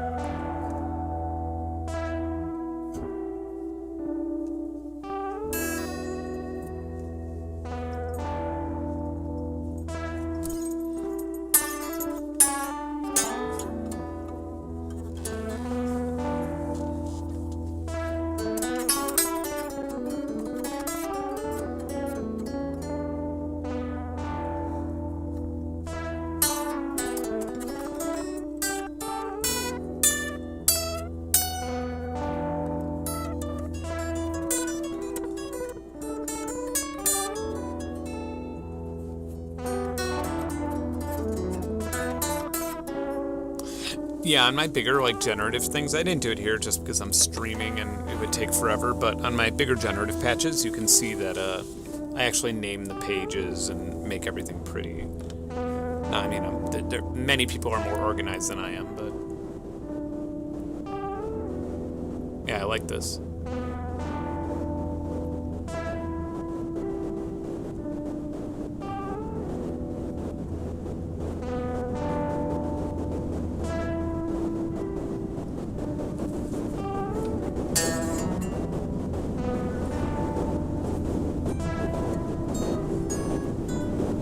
Negative just ended like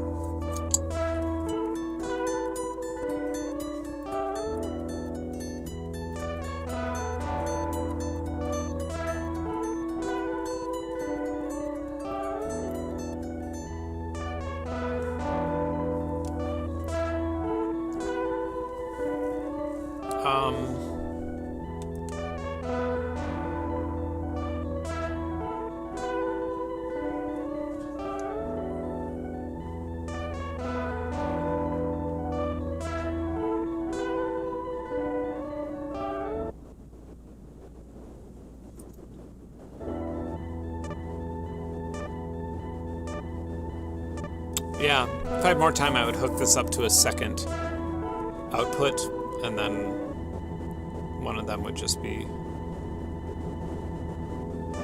glitching out.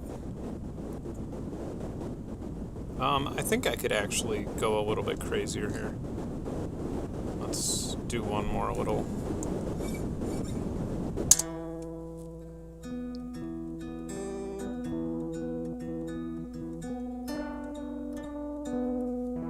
Ugh, so hard to like time 8 seconds.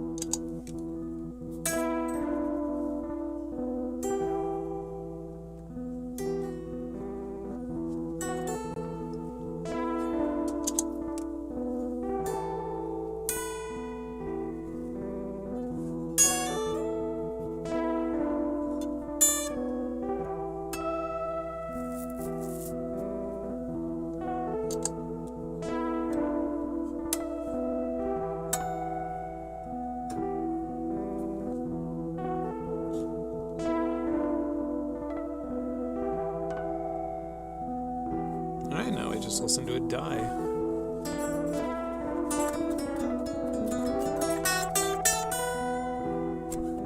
Just one loop track.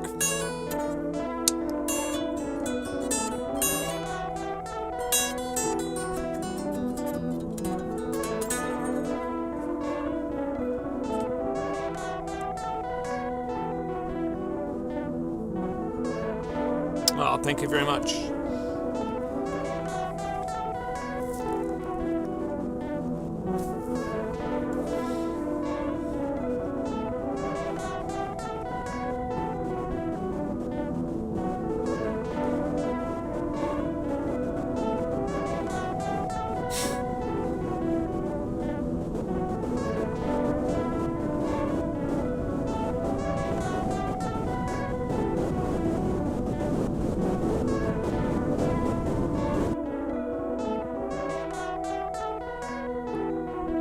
Yeah, and I like how it retains.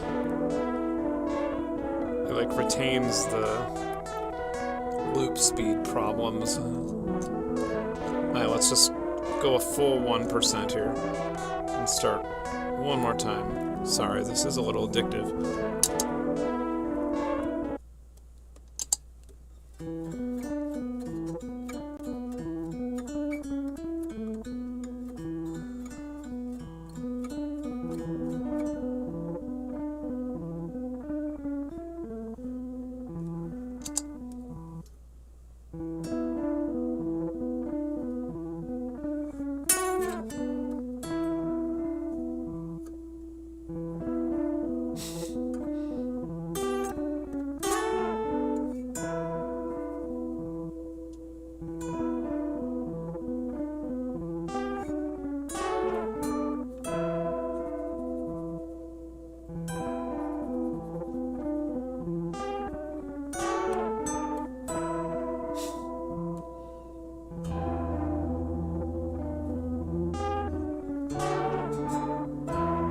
This is what I wanted.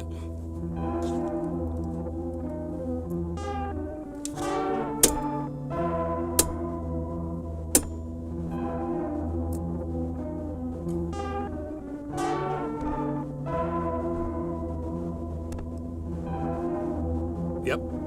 This is precisely what I wanted.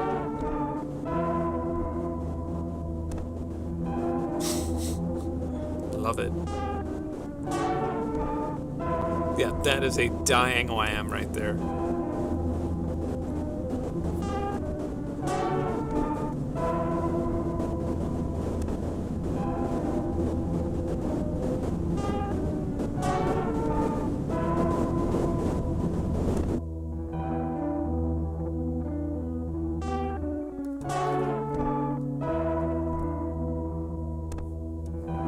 Saving it.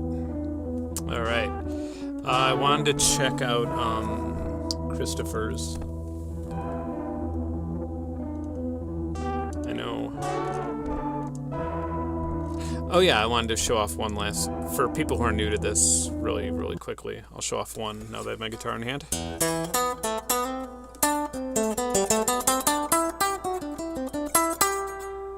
This is one of the first patches I made. This is when it was still in beta.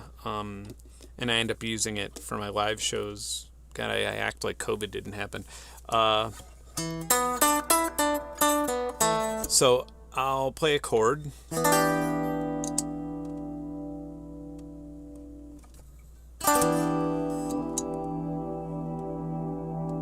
And then I can add to that chord.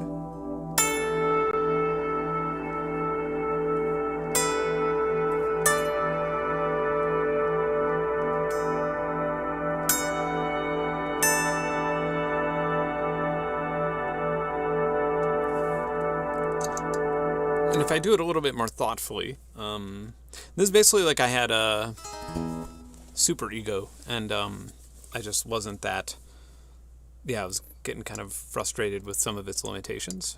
So, again, let's go. I'm just not going to go as loud.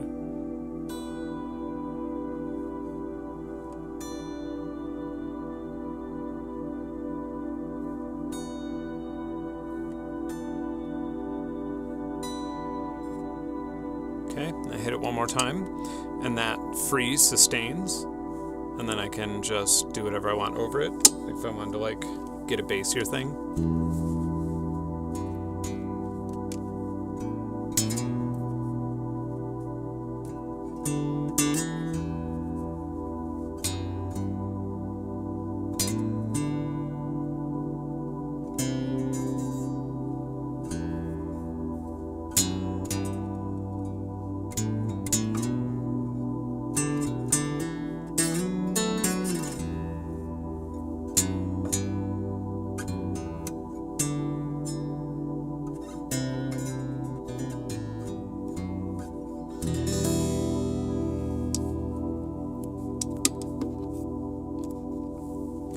Or solo.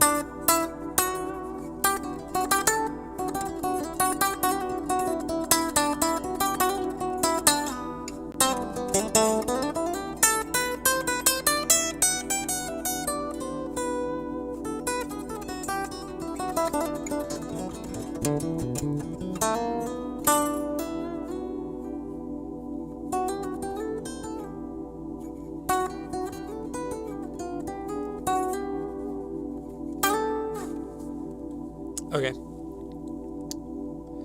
Did I not share that?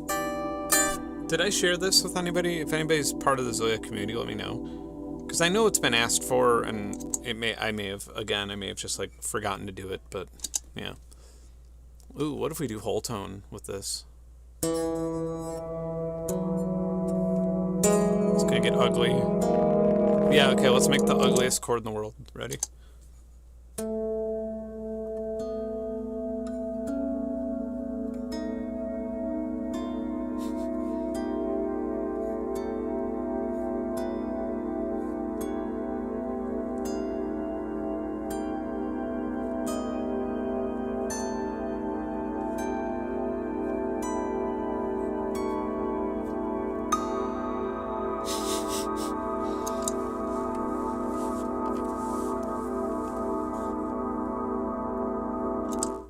It's interesting when you do chromatic experiments, like just like, or fourths rather.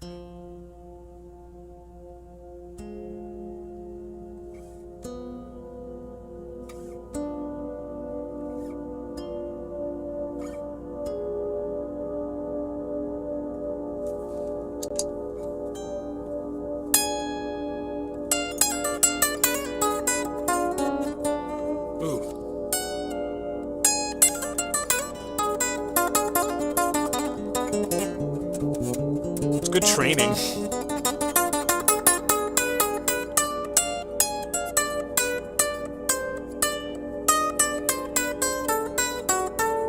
Yeah, that's good training if you want to be a complete nerd.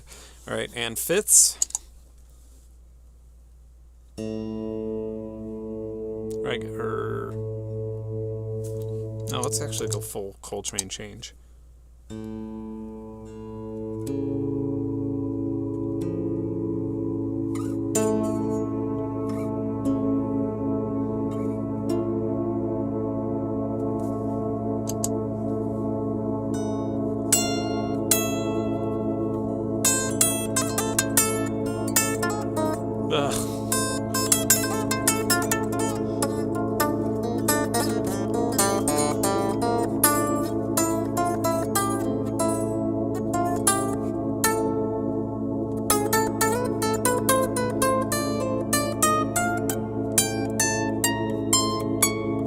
It's like improvising over a giant steps drone. Okay, I want to check out one of these. I want to check out the airport loops.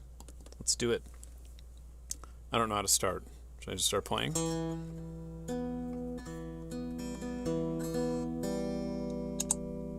Oh wait, no. There's switches here. I bet this is one. Yeah, that's a record switch. Okay.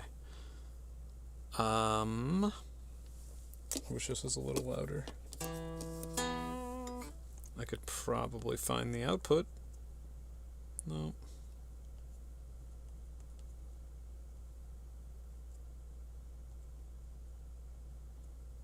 Wow, this is complicated. In a good way. find that output.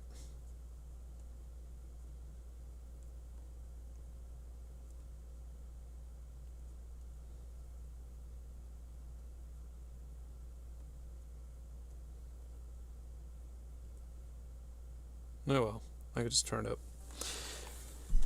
Ugh. Alright, so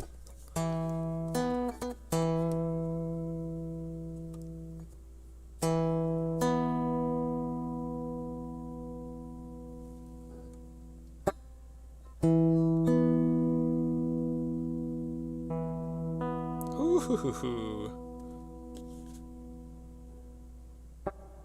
I mean, I could probably do a better job than that.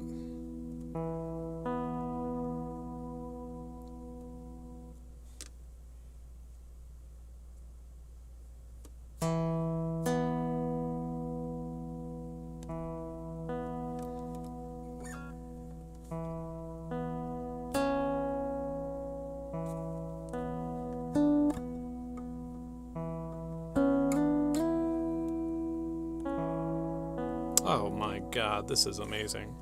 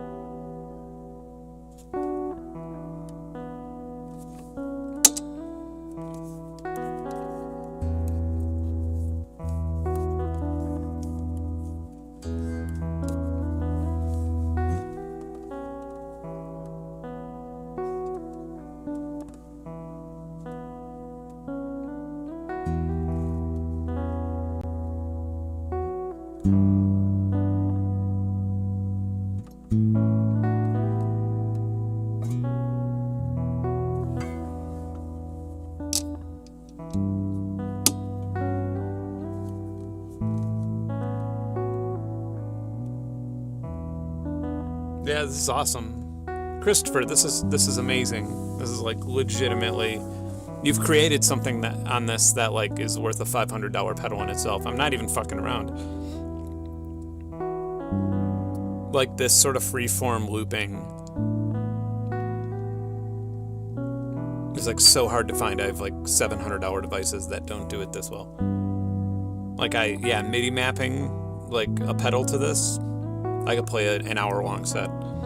I mean, obviously as long as I can use my foot, but not have to touch it with my finger, but...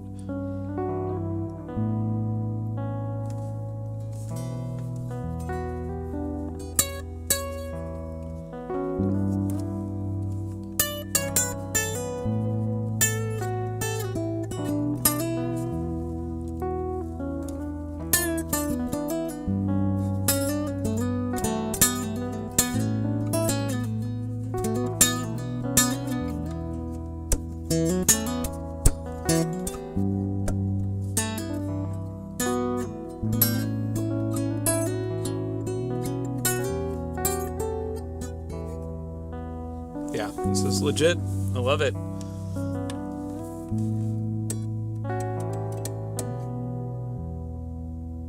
You could sell it in the mod store.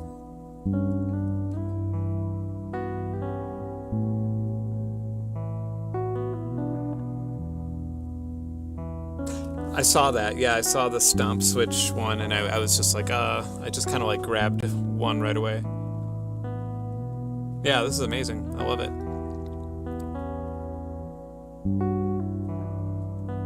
Yeah, it's brilliant. Sorry, I'm changing it just to see.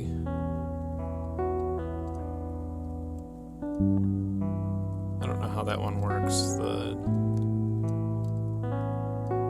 Oh yeah, Loop Forest is another one I wanted to look at. I don't really know how to use it, so.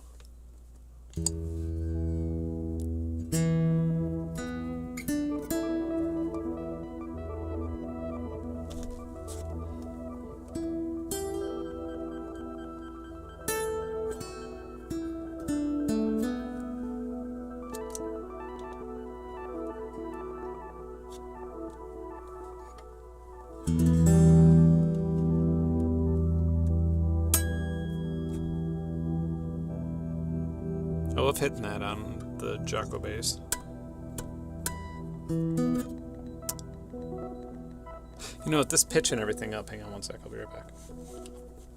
Speaking of that bass.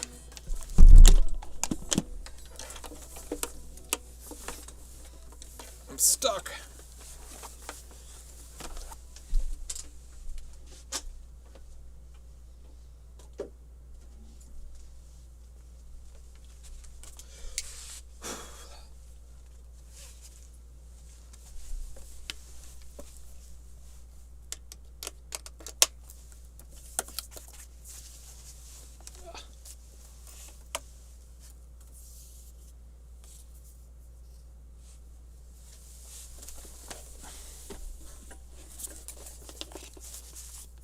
Yeah, I thought I left the,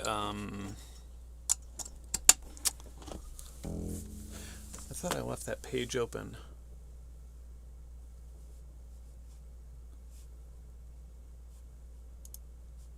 Nope, not that one. Nope, not that one. Alright, I'll just have to figure it out. I didn't think I'd be going that deep. Okay, so loop forest. Oh yeah, we're already there, duh. Page 2. Ugh.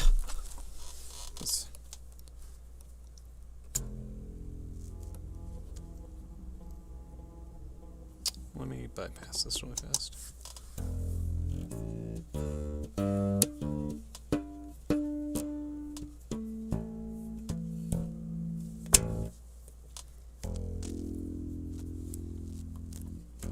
This is not what I would call. I feel like I need a pre.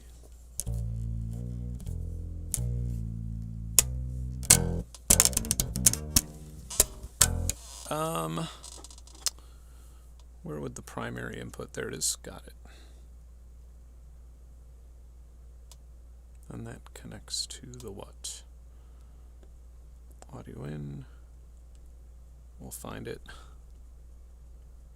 Aha. Cool.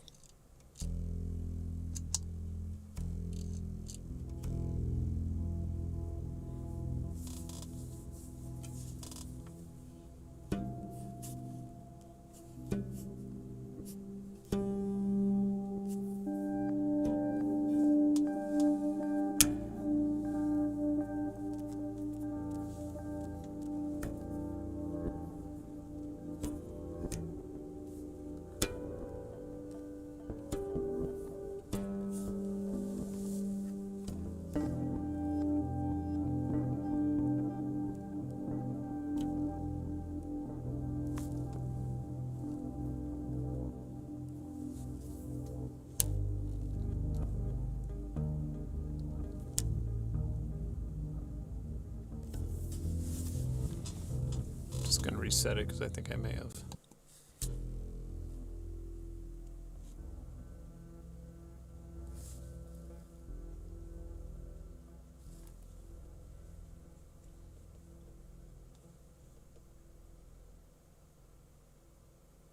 So that's the output, that's looper 1. Oh wow, yeah.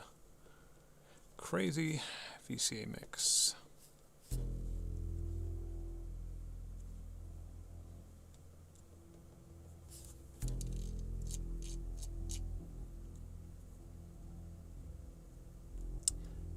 It's just that this bass is way too. I'm probably doing this wrong anyway, but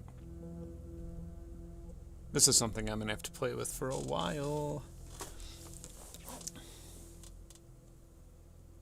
Yeah, wow.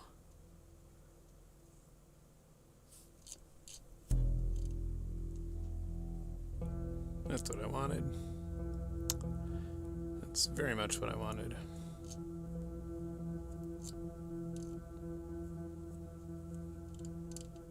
Now we're...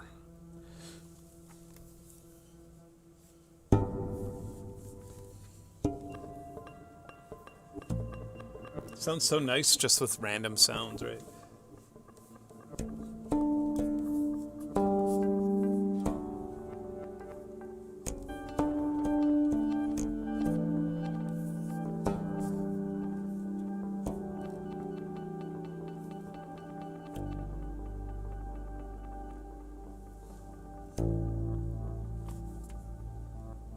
increase the audio output gain.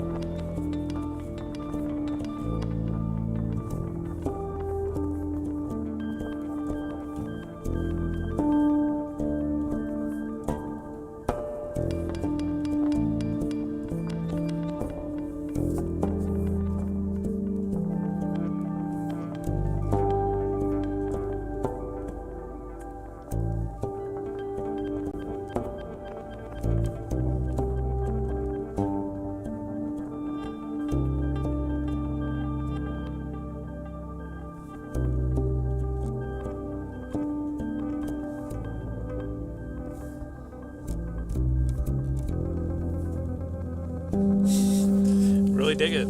That's fun. I can play with that all day. Absolutely lovely.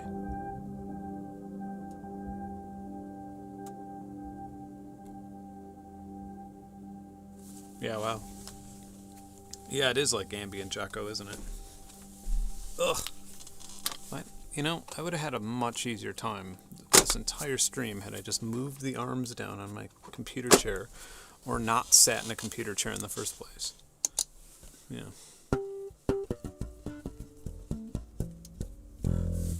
Man, it's a very quiet.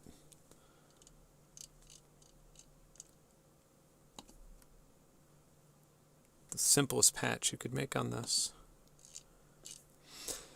It's an audio input. Mono. Left. Done. Audio output. Stereo. Gain control. Done. Patch them together. Crank it. Oh wait, we're actually going to have to patch both of these together.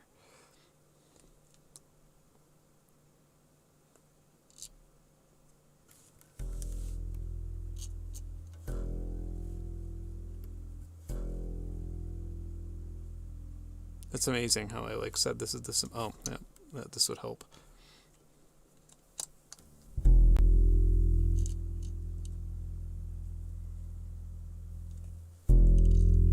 There we go.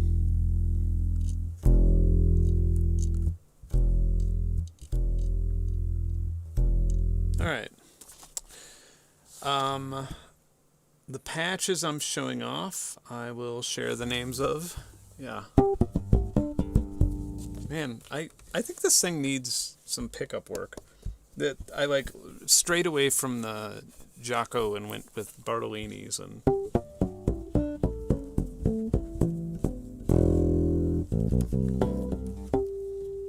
Yeah, the harmonics are not. Ever since I put the new pickups in, the harmonics are difficult.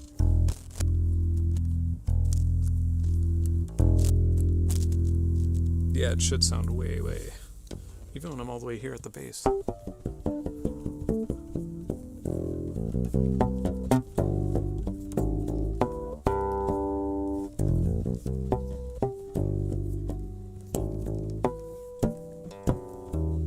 Yeah.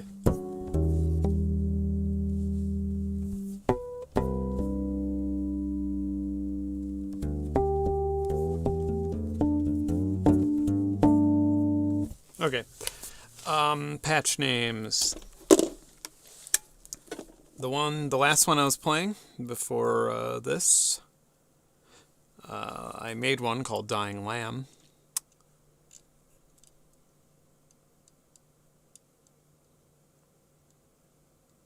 Airport Loops by Christopher here.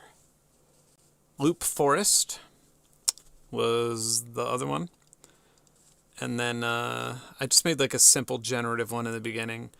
That one wasn't really that great. As far as stuff like this,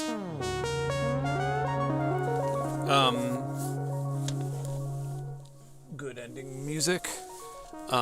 This one's called The Sagan Show. I think that I shared this one. Hang on.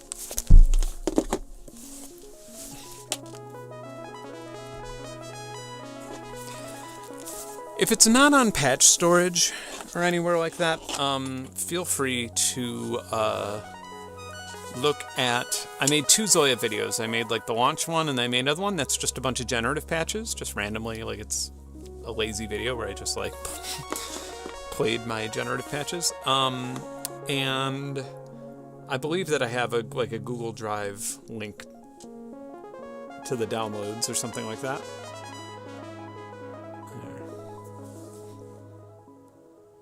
Yeah.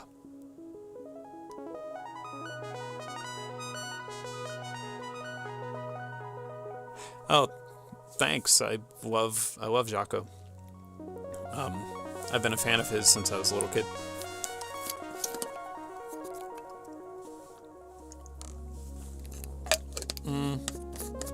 Apparently the pedal can't be a sampler. I think it can, I just think it can't be a good sampler.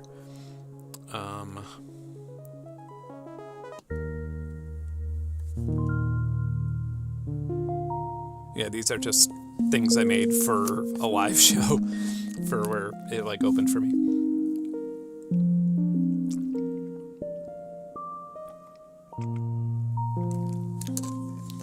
Hi Maximo, how are you?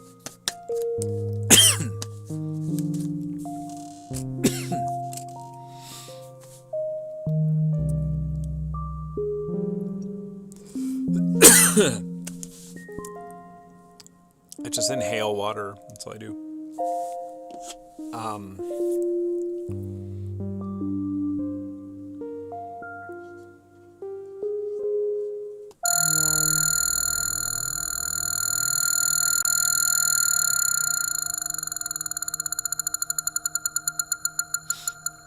I do have to give credit to Steve. The new firmware is really, really efficient. These things normally, I would always just stop patching when I got to like 105%. Yeah, these are great.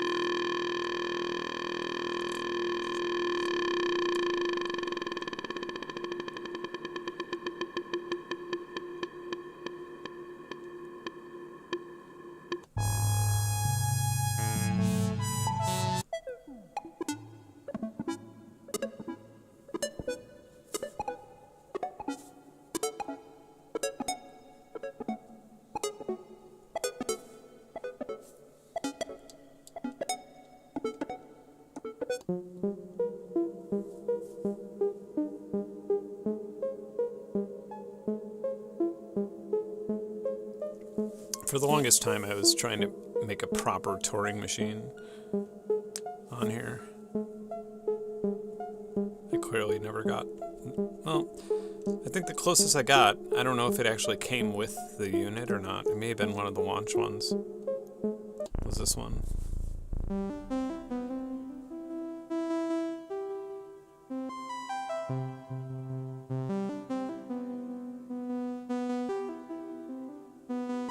Yeah. It slowly deviates from the initial sequence. How many pages? Well, it's only 3 pages. That's easy.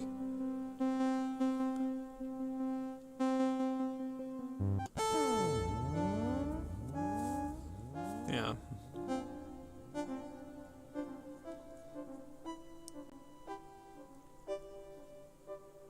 Wow. You could have a lot of pages. I had no idea. Well, maybe the 3.0 firmware will like allow me to use 30 pages without... Yeah. Anyway.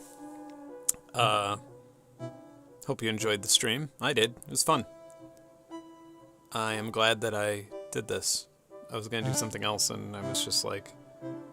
Just wanted to do something fun and musical, and so, yeah. I kind of want to... I might do another stream. Maybe I'll check out the Mod Duo X again. Actually, I need to talk to them about the new one, too, because people are asking me about it, so... Yeah, there's that. I also have, like, the Citrix floating around, which is, like... It's literally on my kitchen table. Like, I like, eat dinner and sandwiches and just play with it, because it has speakers on it and stuff, and it's pretty heavy. It's like, wow. What else do I have? Oh, the Noodler, the NDLR. I have one of those that just arrived.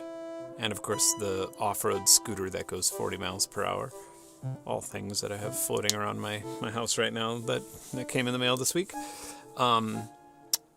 Yeah, thank you guys for watching. Hope everybody enjoyed it. It was a great time. And also, I don't know. I don't know if I'm still shadow banned or how shadow banned I am at this point. Noodler. But yeah, in case you didn't notice, I uploaded a new video today. But I'm not sure if people are actually getting it in their feeds yet. But we'll see. See how long that takes. All right, everybody, have a great evening. It was fun streaming with y'all, and yeah. Talk to you soon. And I believe that Noir begins in 50 minutes, so check him out. I'll be there. Bye.